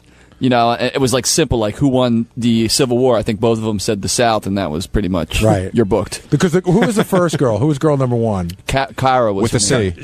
She couldn't stop laughing. Everything was funny. She giggled at everything. Even when we played her song, we were like, "What are you laughing at?" Yeah, she was funny. But Megan, the second one, when I did the interview with her, I think she just knows she's not that bright, which is kind of funny. And she was very apprehensive to do the game because she knew exactly what it was going to be. But she was a good sport. At what point? And super hot. At what point did they realize they're being pitched because they're so? I don't know if Kara ever got it. I think she was just happy to come back to the show. But Megan, the second one, she got it almost immediately. Obviously, when you pitch the premise of the game, you have to say I'm as dumb as a rock. Right. They know something's up. The third one, I don't know. She was probably busy picking her nose or something. Isn't that uncomfortable, though? Because I always tell the story about when we were doing Butterface contest. Yeah. And this girl called me up, and she goes, yeah, I was at class today, and a guy in my class said he gave me your number and said I should call you. You're having a contest. And I said, well, did he tell you what it's for? She goes, yeah, he said it's for girls with really hot bodies. Now, I got to explain to her what a Butterface is. Right. And she's like, oh, Yeah, let me get back to you on that. And it's funny, too, because I always tell the publicist first, and then they go back and find some of the girls or give them to me, but they never tell them what it's all about. I'm the one that's supposed to go tell them. You're the idiot. You're a retard. Now, did Karen and Megan were one thing, but Brittany was a whole different level. Oh, she was great. I mean, she was the Roman numeral one, correct? Yeah. They all got it wrong. But she was the one who, well, actually... No. She was the one, I think that her legendary answer, we asked her what a carnivore was, and then we asked her to break it down in syllables, and she thought it was some sort of a truck, because she got car out of it. Yeah, if you missed this game, Teddy, hit clip number 1. Here's a little bit. What is the symbol for the Roman numeral 10? What is the symbol? Girls, don't help. If you do, I'm going to take away your money and I'm going to spank you here on television. The symbol for the Roman numeral 10. What is the symbol? Do you know what a Roman numeral is? Yeah, I do. What do you know about that? I'm really bad at math. Do you know about Rome, ancient Rome, at all? Not really. All right, so what is this Have Roman... you seen Roman numeral? And why would anyone want a Roman numeral? No. I don't even know how to say what the symbol is. Like, how do you say that? You don't know. No, I don't. I don't. Can't help you, sweetheart. Well, let's work through this. Okay. All right, so we're looking for the Roman numeral symbol for 10. First of all, what number comes after 10? I'll tell you pulled it down. She said 9. Oh, it ended. I'm sorry. It's okay, but you sort of get the point. Would anyone here qualify to play that game, you think? Sal? Nah, even Sal knows we'd have to make the questions a little bit harder. Maybe. Sal, do you think Sal knows if the North or the South won the Civil War? I think now he knows. Yeah, but history is really. I mean, Sal, math is okay. Do you think Sal would know the Roman numeral for 50? I don't know. He didn't. He thought Puerto Rico was a state, right? And I don't think he did know who won the Civil War. Wait, I don't even know for sure. Is it VX? Is it L or M? Oh, let's see. I didn't know. I don't know. I don't know. It's so obvious. What is it? It's L. But okay, maybe that was too hard. John playing dumb as a rock in a different. I went to Adelphi, Mr. Braggart, not Michigan. That's right. We know our Roman numerals at the University of Michigan. Do you feel bad for these girls? I mean, well, first of all, what's the look on their face when they're saying, "I'm as dumb as a rock"? Their eyes seem to drop a little bit. And how would you describe it? The first girl she giggled no matter what she did. Right. The second girl, like Will said, she sort of knew what she was doing, and the third girl, I think, knows what her lot in life is, and just sort of, of course I'm dumb as a rock. The one thing you always say to the girls is just don't take it too seriously. Right. It's just a stupid game. Have fun with it. Whatever. I thought the most insulting part of the game was that Artie was laughing uncontrollably, and at one point the girl goes, "What are you laughing at?" He goes, "Because you're insanely wrong."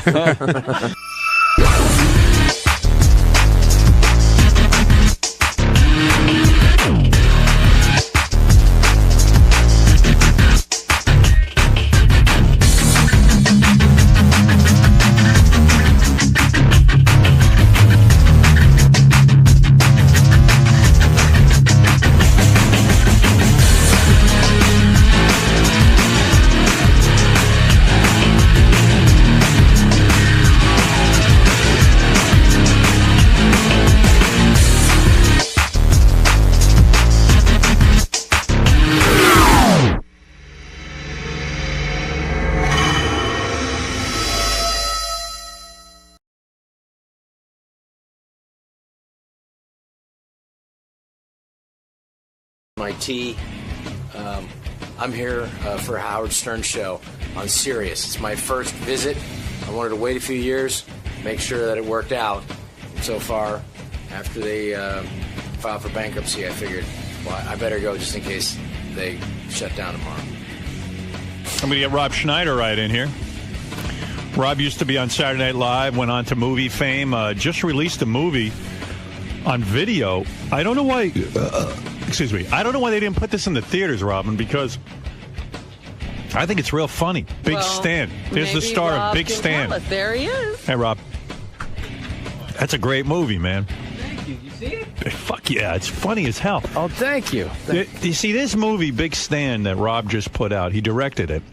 And why didn't it come out in the theater? Would have done well. It's just, you know what? It would have done well. It was a little movie, and it just kind of got lost. The company that had it went bankrupt. But why is it a little movie? What do you mean little movie? Because it didn't get to be, we made it for not a lot of money. How much did it cost to make a movie? You directed it, right? $6 million.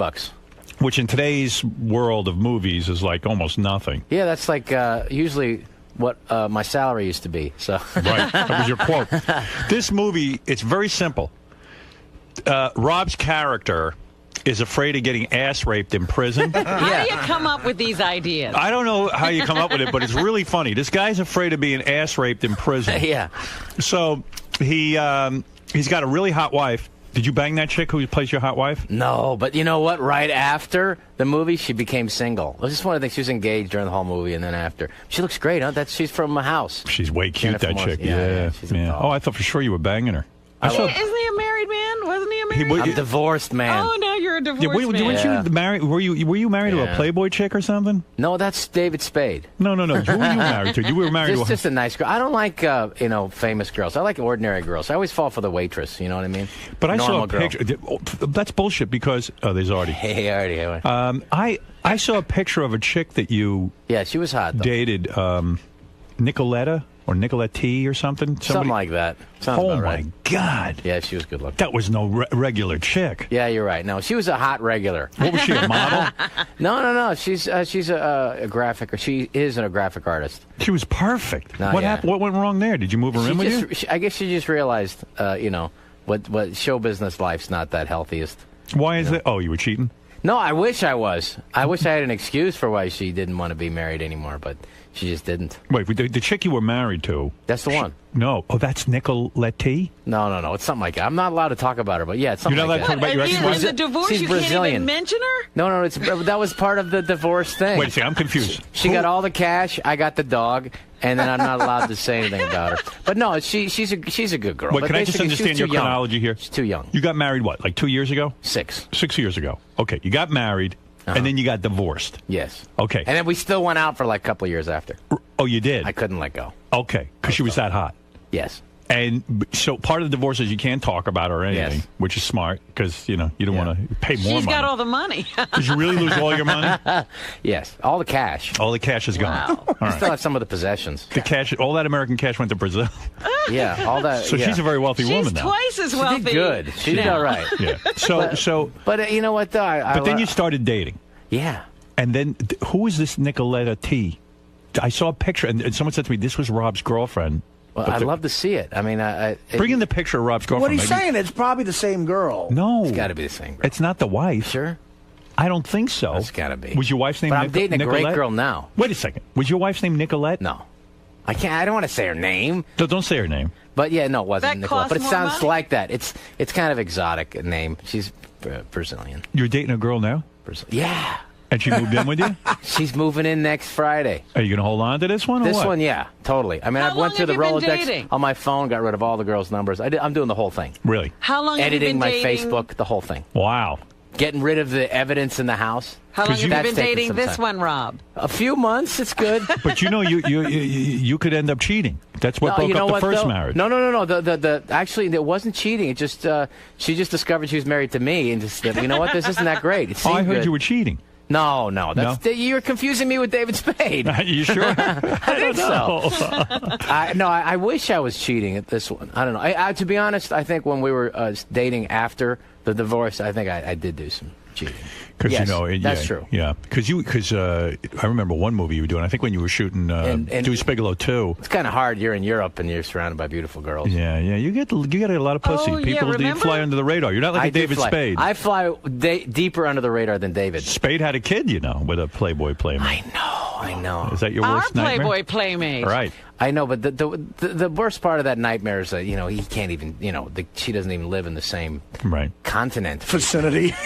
Yeah, it's not in the same area code. Well, you remember, Rob, when we were the last time we were in Vegas, maybe he sent over auditions for chicks for. They auditioned all these Yeah, that's what I was going to say. chicks. Remember the audition tape? Deuce Bigelow, European Gigolo. Yeah. They were only the hottest chicks I've ever seen in my fucking life. That was pretty darn good. Oh, my God. I got to tell you about Rob's new movie because it really is good. Sounds It's great. called Big Stan. It wasn't in the movie theaters, which should have been. It was in the movie theaters like in Mexico, and I got it in Spain, Australia, Bulgaria. That's a shame. Germany. Yeah, This movie's really funny. Now, I'm not bullshitting you. This movie is unbelievable. It sounds great. So Rob's this super successful rip-off real estate guy. He gets busted and Judge gives him 3 to 5 years in prison. Big Stan. So Rob's got this hot wife and everything, and he's freaking out because the only thing he knows about prison is you get fucked in your ass, you get ass raped. Yeah. So he runs into some guy who was actually in prison at a bar. You know who that was? Yeah. I was surprised. I saw it in the credits. That was the guy who played Grizzly Adams. Grizzly Adams. Oh, you Dan Haggerty. Dan Yeah. Haggerty you found? So listen he to was this. great. Yeah, he was really good.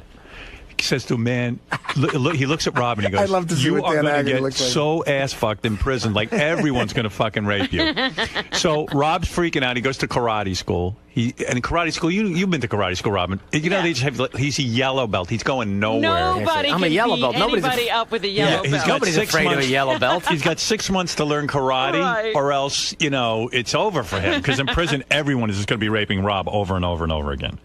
So Nazis, raped by Nazis? he runs into David Carradine, Kung Fu, Uh-huh. Yeah, he's who Rob brings to his house, and he starts training Rob. Well, within 6 months' time, Rob becomes like a killing machine, and he even learns the finger of death.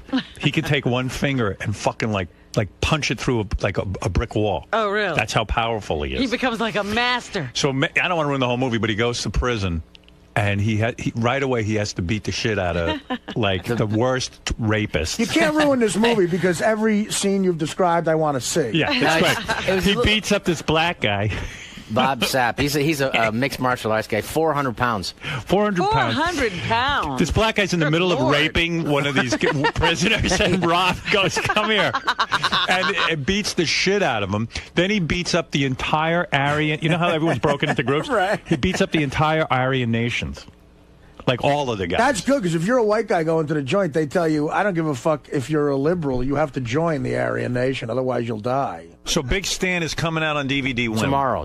Yeah. It's just something that, it was a little too dirty. The studio, Columbia liked it, but it was a little too dirty. And they so there's some stuff I said, you know what, I want to make this just like this, because it's about, to me, that's what's funny about it. It's a guy who's afraid to get raped. What's interesting is that women, everything is rape in this movie. It's so great. It's like it's the guys who are either getting fucked in the ass or fighting not to get fucked in the ass. Yeah. And then Rob at one point fights a guy and gives him the finger of death right up his asshole.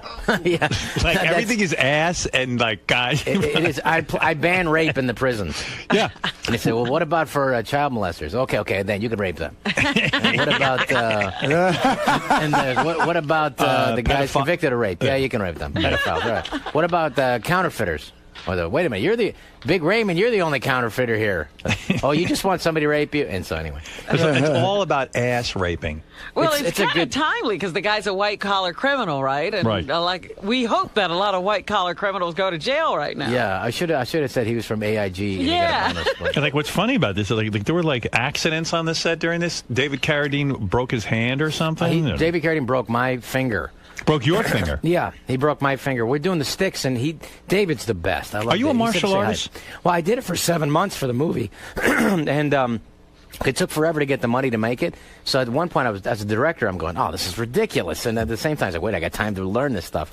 Because the two sticks, the Screamer sticks, are a lot of fun. They're Filipino. Like the guy, it was great because you can just get on the phone when you're making movies. You know this, too. Right. You can just call people, and they'll show up. Like, who taught Bruce Lee?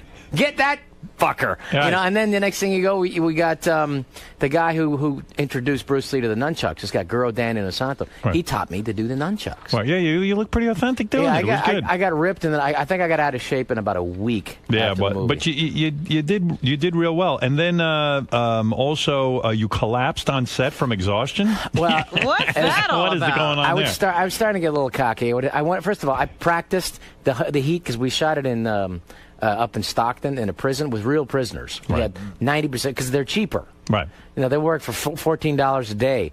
So we said, okay, we can afford those guys.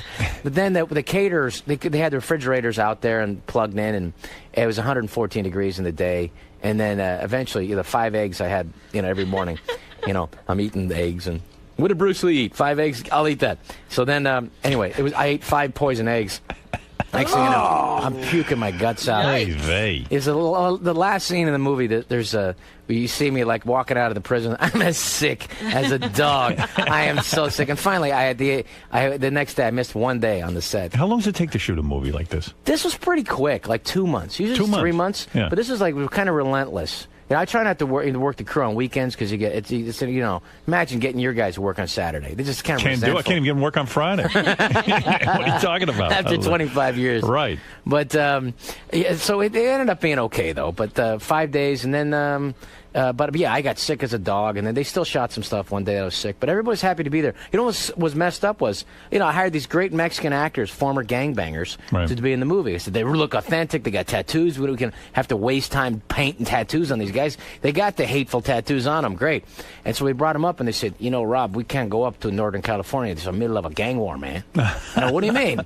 And so I said, we'll work out something. So there was a truce on the prison grounds while we're making the movie, but outside at the hotels or whatever, if they saw each other, they'd have to fight each other. Wow. But on the prison grounds. Wow. So I was like, wow, can I avoid that somehow? Yeah, Rob trains all the prisoners in the movie to dance instead of fight, and they do big dance numbers. Big line dances. Got all the Aryans dancing with the black guys. It was great. So what happened, Rob? Did they ever see each other at the hotel? Did you work it out to where there was no stabbings? There was some mean looks on her. Right. But actually, everyone had a good time on the movie. You had to negotiate a truce between the gangs. Yeah, there was. But hey, Rob did something cool. What? You know when Mel Gibson, turned out he was, he hates Jews. Mm-hmm. He made, surprise. Yeah.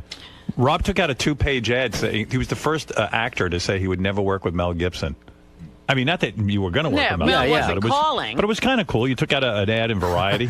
But the ad was like because CNN wanted to talk to me. It's like, did you read the thing? No, most of the guys, the reporters, it makes you realize the journalists are such idiots because nobody read the whole thing. Right. Because it was a comment on Mel Gibson. What he said was bad, but it was also a comment on Hollywood being out, upset. They're upset unless they can make a nickel off them. Right. Then suddenly it's not so bad. But the thing was pretty funny in there. There's some funny lines. I like that. So now, where are we at with everything?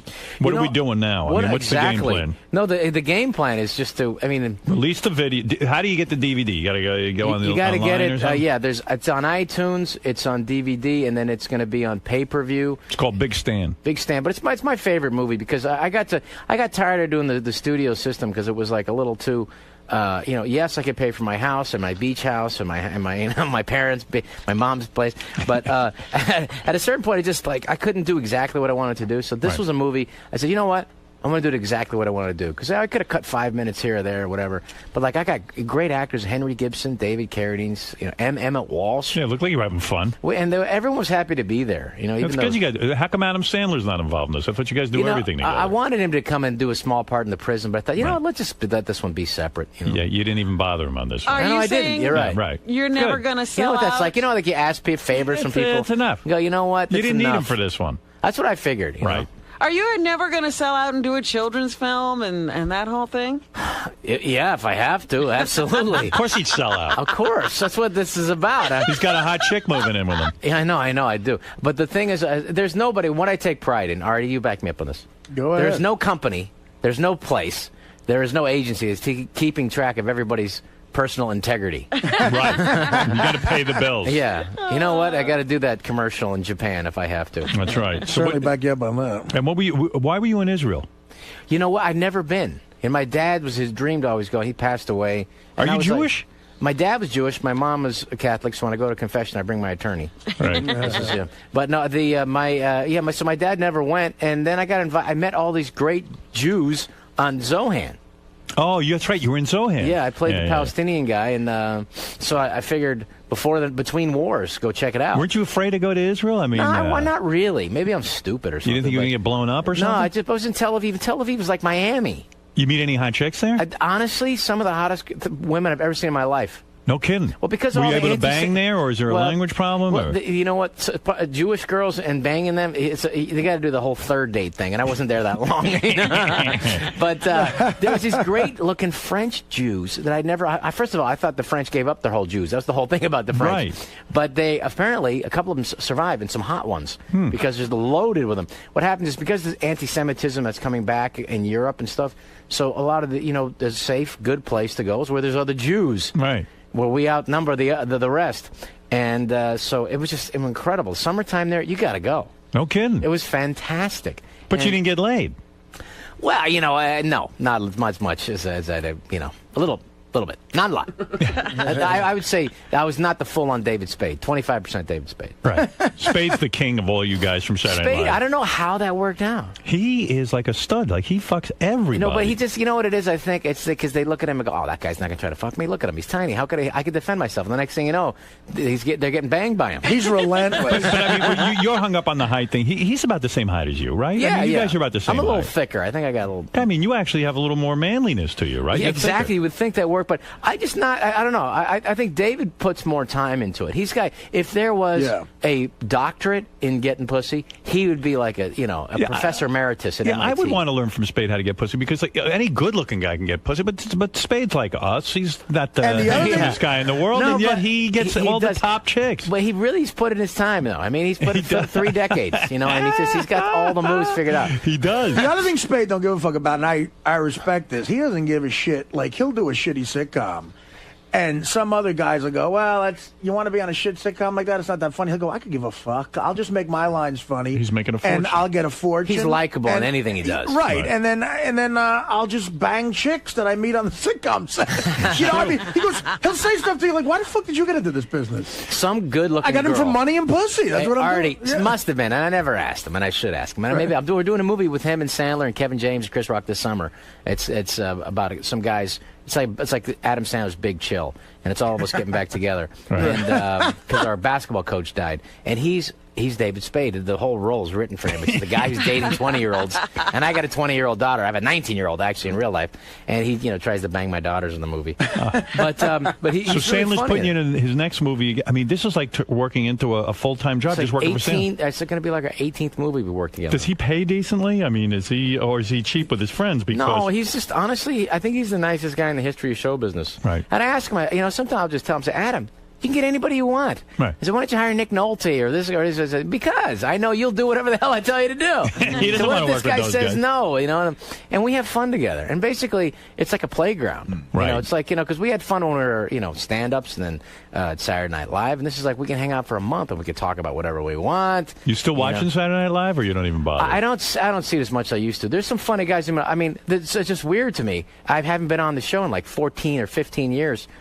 15 years, and then Will Ferrell, he hasn't been on in years. Right. So it's just the time just goes by. Are you hurt by that? I mean, would you like Lorne Michaels to pick up the phone and say, hey, Rob, come on, you're doing pretty well. Why don't you come on and you know help what? us out? I would have really liked that phone call 12 years ago when I was doing a sitcom and use the help. But right. I get it. It's like it's always been that. Well, who's hot right now? Who can help the show now? And I get that. So it's like unless you are, it's like it's not a big deal. And if I get nominated for an Academy Award for Big Stan, the DVD, I'll get a phone call. But you can't take things that you know what that's like. You can't take things personally. So you're not hung up on this kind of thing. You're not caught up in the show business world. I got over it a few weeks ago. You did. No, but honestly though, I mean, you have to let things. You just gotta let it go. It's gonna eat you up or kill you. It's like, why can't I get this movie? Why doesn't Ridley Scott call me? How come? Because he doesn't want to call you. He's working with Leonardo, and so you just can't. What you try to do, it's like you forge your little niche out and just keep working. Because the next thing you know, I've been doing this for 25 years. You know, my favorite working. story that you told, it still is, out of everything that we've ever heard on this show. You know what I'm going to say? Which one's that? When Rob was the one, I believe, maybe I got it wrong, you were the one who told me the Steven Seagal story. I got a new one for you. You got a new one? Oh, that he wrote the greatest screenplay. Wait, but tell that. Wait. Okay. Just for anyone who's never heard that, tell the first story. Okay, there's a writer that I know. I won't mention his name, but he was meeting Steven Seagal for the rewrite for the writing potentially for Under Siege 2. Right. And that was the one that broke him when it made $57 million when that was $57 million in the early 90s. And so he goes into one of those trailers, to meet with Steven Seagal, and he's on the set, and it's one of those big triple bangers where you go into this trailer and it's like you can get lost in there. It's a maze of pop-outs, It's like, which pop-out is Steven Seagal? And he's in the third bedroom to the left in the end of the hall. Big star. And he's waiting in there for 45 minutes. He's making him wait, sitting there by himself. Finally, Steven Seagal emerges from one of the other ante-rooms in the mobile home. And he comes out and he said, I just read the greatest script I've ever read in my life. He goes, really? Who wrote it?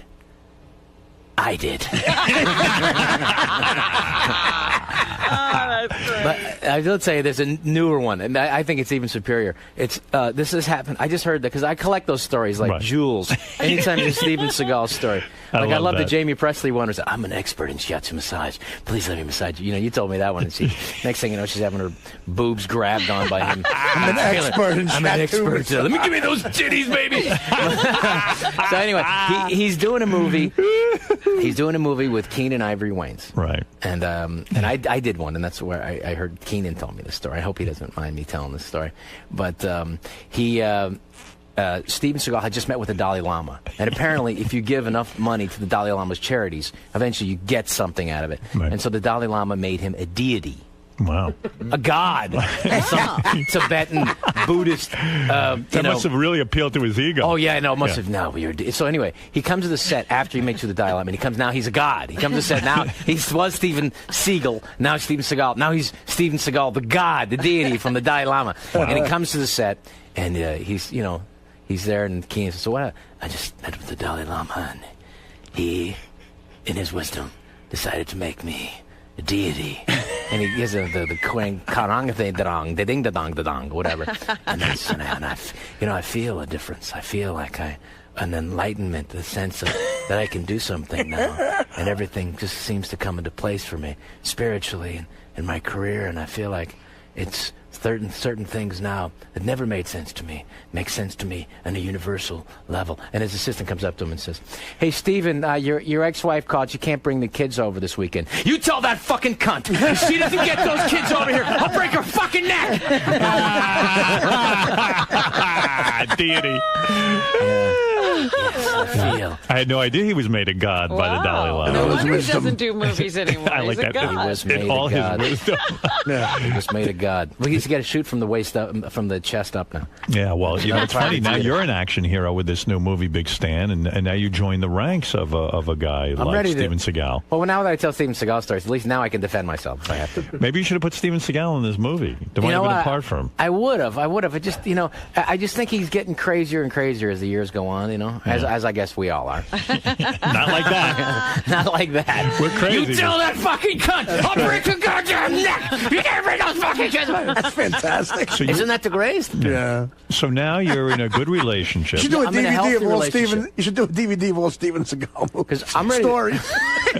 Yeah. I want to recreate them and play him. That's a good idea. Your next film. I've got actually, I did a comedy CD because I got to do exactly what I wanted to do, and it's absolutely filthy. I think you guys will like it, but we did a video of it. I think it's going to be on howardstern.com if you guys want to check it out. Okay. And it's Iraq Love, about a guy going to Iraq, and he's talking to his girlfriend. He said, hey, listen, if anything happens to me over there, I just want you to know I love you. I'll be thinking about you. If I get if they blow off my legs, I'll be thinking about the time I went skiing with you. And, and we skied, and I beat you all the way to the bottom, and then I stuck my hand down your ski pants. There's just so much I want to do with you. And he's trying to talk her into, some disgusting sex. I like that. But anyway, so it's, and I don't know what the hell the album, I can't get that released either. You will. Hey, Rob Schneider's film, Big Stan, is available on DVD tomorrow. We celebrate that. A couple of phone calls. How does Rob know he's in a healthy relationship now? He doesn't know. I don't know. He thinks he is. Robin, let him think that. Give me an illusion. She hasn't even moved in yet. She's moving her. in. She's moving in. The big thing is the marriage. How old is she? Is she much younger than you? Yeah, of course. Of course, okay. No, she's in her late 20s. Good, you're not slipping. That's what I'm saying. No, I think we have the same emotional thing, and I'm in my late teens emotionally. Why won't you date a woman your age? Because why do I don't have to. No, because I actually, I still want to have kids, and it's like, I'm in my 40s, dating you have to have kids. I want to have some kids. Now, I got kids? Baby envy. I got one kid. She's 19, and she's great. She's a musician. She's at a university. You want to go through that all over again? That's what my friends say to me. You want to change diapers? Are you an idiot? And I said, yeah. I am an idiot. Yeah, I'm an idiot. Lee, go ahead. You're on the air. Thank you, Howard. Hey, Rob, a quick two-parter. I love the stories about the bad host on Saturday Night Live. If you could go tell us some more about that. And also, I'd like to know your thoughts about Jay Moore's Saturday Night Live book. Well, that was. By the way, you know what? I'll talk about the Jay Moore thing first. You know what? He described me as a very interesting asshole. I think that was a good description. That sounds like an insult to me. No, you know what though? But I guess at the time, he's a guy who's struggling to get on. I wrote his first bit to get him on. Right. The first thing he ever did on the show, so for him to call me an asshole. But no, I find it to be pretty accurate, and it's okay because it's like at a certain point that show turns you into an animal. It just does to survive. Why did he call you an asshole? But what about you? I just think just because there was a certain aggressive quality you have to do to survive there. But you were generous enough to write his first bit. I know I know, but again, I kind of you develop a thicker skin. You have to. What did he say you did that made you into an asshole? What were examples given? You would eat sushi with a jeweler's loop to look for parasites. Really? That's a great story. I will tell you this. I will say that was a joke. It's getting me thinking. Maybe I should do that. No, but you know what happened was I was, a friend of mine had sent me some jewelry, and I'm looking at it, and he sent me a scope to look at it. So when he came in, what I did is to play a joke on the new kid. He's just for him. I just took the sushi that I had. I started looking at this. I'm looking at parasites. You don't do that, and I never told him it was a joke. Oh, that's funny. Yeah, I just play jokes on people, and I guess around the writer's room, if somebody said something or showed weakness, I would attack them. And, right. So you were aggressive back then. Yeah, and it was, though, at a certain point where you realize, because at a certain point you say, this guy's an asshole, and the next point, when I'm the asshole now, so you can only do this so many years. It seems like there's anyone who's been on Saturday Night Live writes a book about what it's like to be on Saturday Night Live. I just saw that.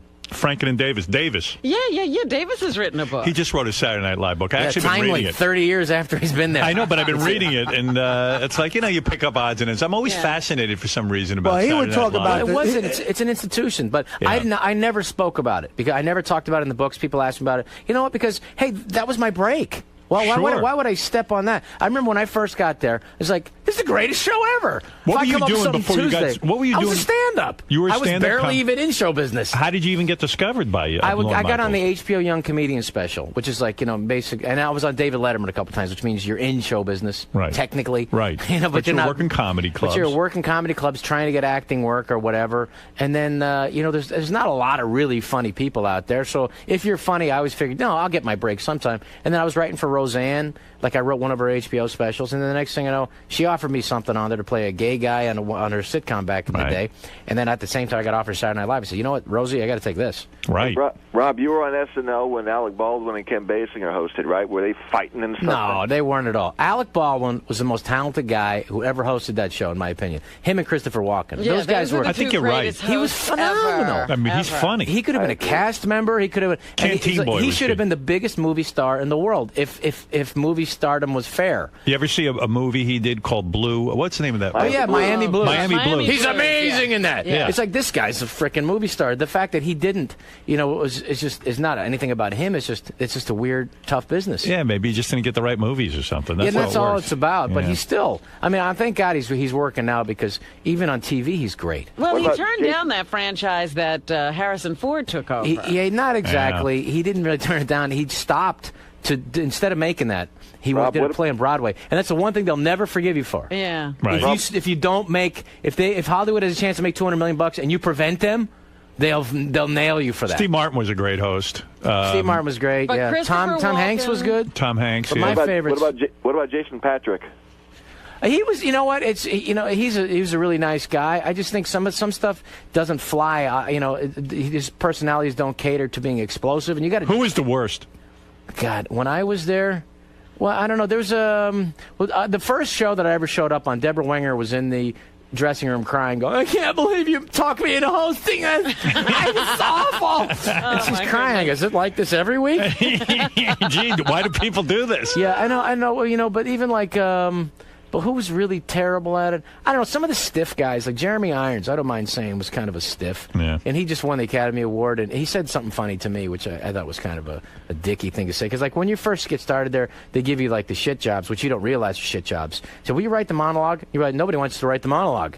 And so you kind of write the first draft, and they kind of punch it up. Yeah. So Jeremy Irons, and he said to me, he said, "Oh, no, this line, it's not funny." He said, this isn't funny. This is funny. He just moves his fingers 2 inches over. This is funny, not this. And I went, oh, yeah, no, I'll go. I can make that change. Yeah, great. I don't care. The arrogant guys were like that. I saw Lorne Michaels somewhere said Steven Seagal was actually the shittiest. You know what? I liked him on it because he would say the crazy stories. Like for me, it's like the crazier the better. Right. Like because I did a couple movies with Stallone, and it's like the crazy things that guy did. It was like to me, it's fascinating. I know because it's like it's beautiful. What is fascinating? The behavior, the out of control behavior. Like when Charlton Heston was the nicest guy I'd ever worked with, and in that show or anywhere else, because he would tell you stories about Cecil B. DeMille, and I should be writing this down, but it's going to be weird if I'm writing it down in front of him.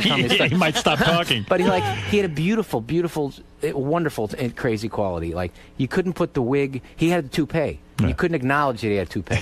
So when he's wearing a toupee in the show, he had to put the toupee over his toupee. And I said that's beautiful. Oh my goodness. Is that right? It was just a beautiful Get the fuck thing. out. You're telling me Charlton Heston, they put a toupee over his toupee? Over his toupee. Because you had to acknowledge that was his real hair. And there's a great thing about when Seagal hosted. And Seagal was There's two things about, but when he was there's nothing to really talk to him about because but when he's a deity. But right. This is pre-deity. Yeah, this is when he was a regular guy. Anyway, so Jim Downey, the head writer, was there. I'm just sitting around with them, and it's like you don't know what the hell to say to Seagal. He says, hey, there's a thing in the newspaper about there's the mob.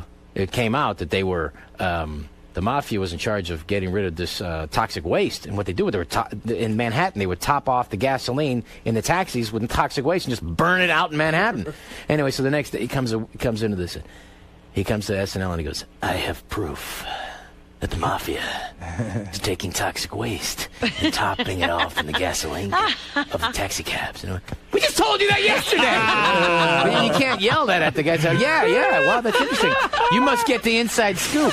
What is I guess, that? You know what I'm thinking of? And I thought about it later, but he must have told that story 12, 15 times. He forgets where he heard the story. It's just such a wonderful lunacy. It's a beautiful quality. Wow. I wish, God, it's just those things that you collect like diamonds. Is this what goes on the set of the Adam Sandler movies? You guys sit around and tell old stories and crack each other up? It's fun. I mean, it's that kind of fun. But we work hard too. But Seagal, that's the greatest. You should hang around with him all the time. I gotta just recreate unbelievable proof. Just follow him. You should ask him for the proof. I have proof that's unimpingible. That's such a word. The mafia is that he must have told it 25 times. God. Rob, how about Stallone? How about some wacky Stallone stories? Well, first of all, you can't. You worked with him on Judge Dredd, I did right? 2 movies with him, one good one and one mediocre one. But it's like he hired me. So how do you say no to how do you say you don't like a guy because he wants to hire you? I want you to come to England for 6 months and bang college girls and make this movie. Oh, yeah? I'm there. Yeah. I'll send you the script. You don't need to send me the script. Send me the ticket. But he was kind of, he had gone through, I guess it was just after his relationship with, where that gigantic blonde, Bridget the 7-foot blonde. Nelson, yeah. So he was in a, not particularly positive mood towards women. Right. So he was on a tear. Yeah. So banging everything on we were at Thanksgiving, and by that time I'd known, 3 months working together. I said, he can't fire me now. Right.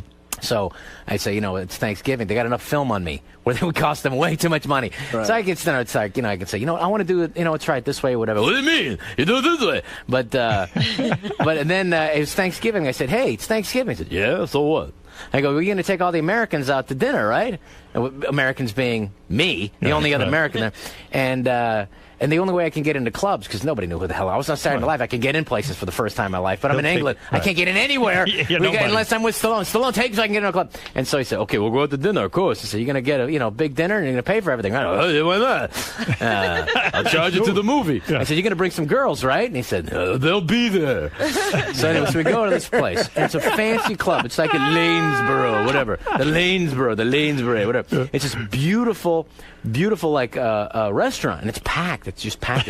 It's married. And then there's a table that's his 2 Goombas, his assistant and his bodyguard, slash pimp or whatever he's got. And anyway, and then I said, where are the girls? He said, they'll be here. So we're cutting the turkey, and I look up and oh my God. And he's like, literally 10 girls.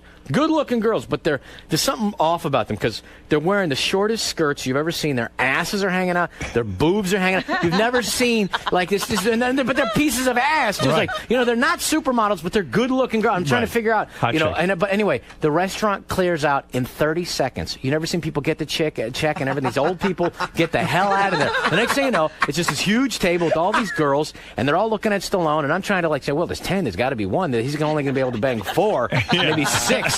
Which leaves some residuals for his Goombas. I get 1, right? Right. So I'm talking to the girls, and then finally the girls all at his end of the table are all talking about him. So I go, okay. So I make some jokes about myself. He laughs. So what an idiot this guy is. So he tells some stories about Rocky or whatever. And finally I say, it's not working at this end of the table because they're all just staring at him. I can't get any attention. So I said, there's this Swedish girl down at the end of the table, and sort of, I go sit down, I start trying to get her attention and talking to her a little bit, and I go, and I go, what are you? And I'm trying to figure out who these girls are. Are you models? Or what? No, I said, too good looking for hookers, but there's something going on. Right. And I said, once, yeah, we are models, so I do some modeling. Yeah, I'm on the Pit magazine now.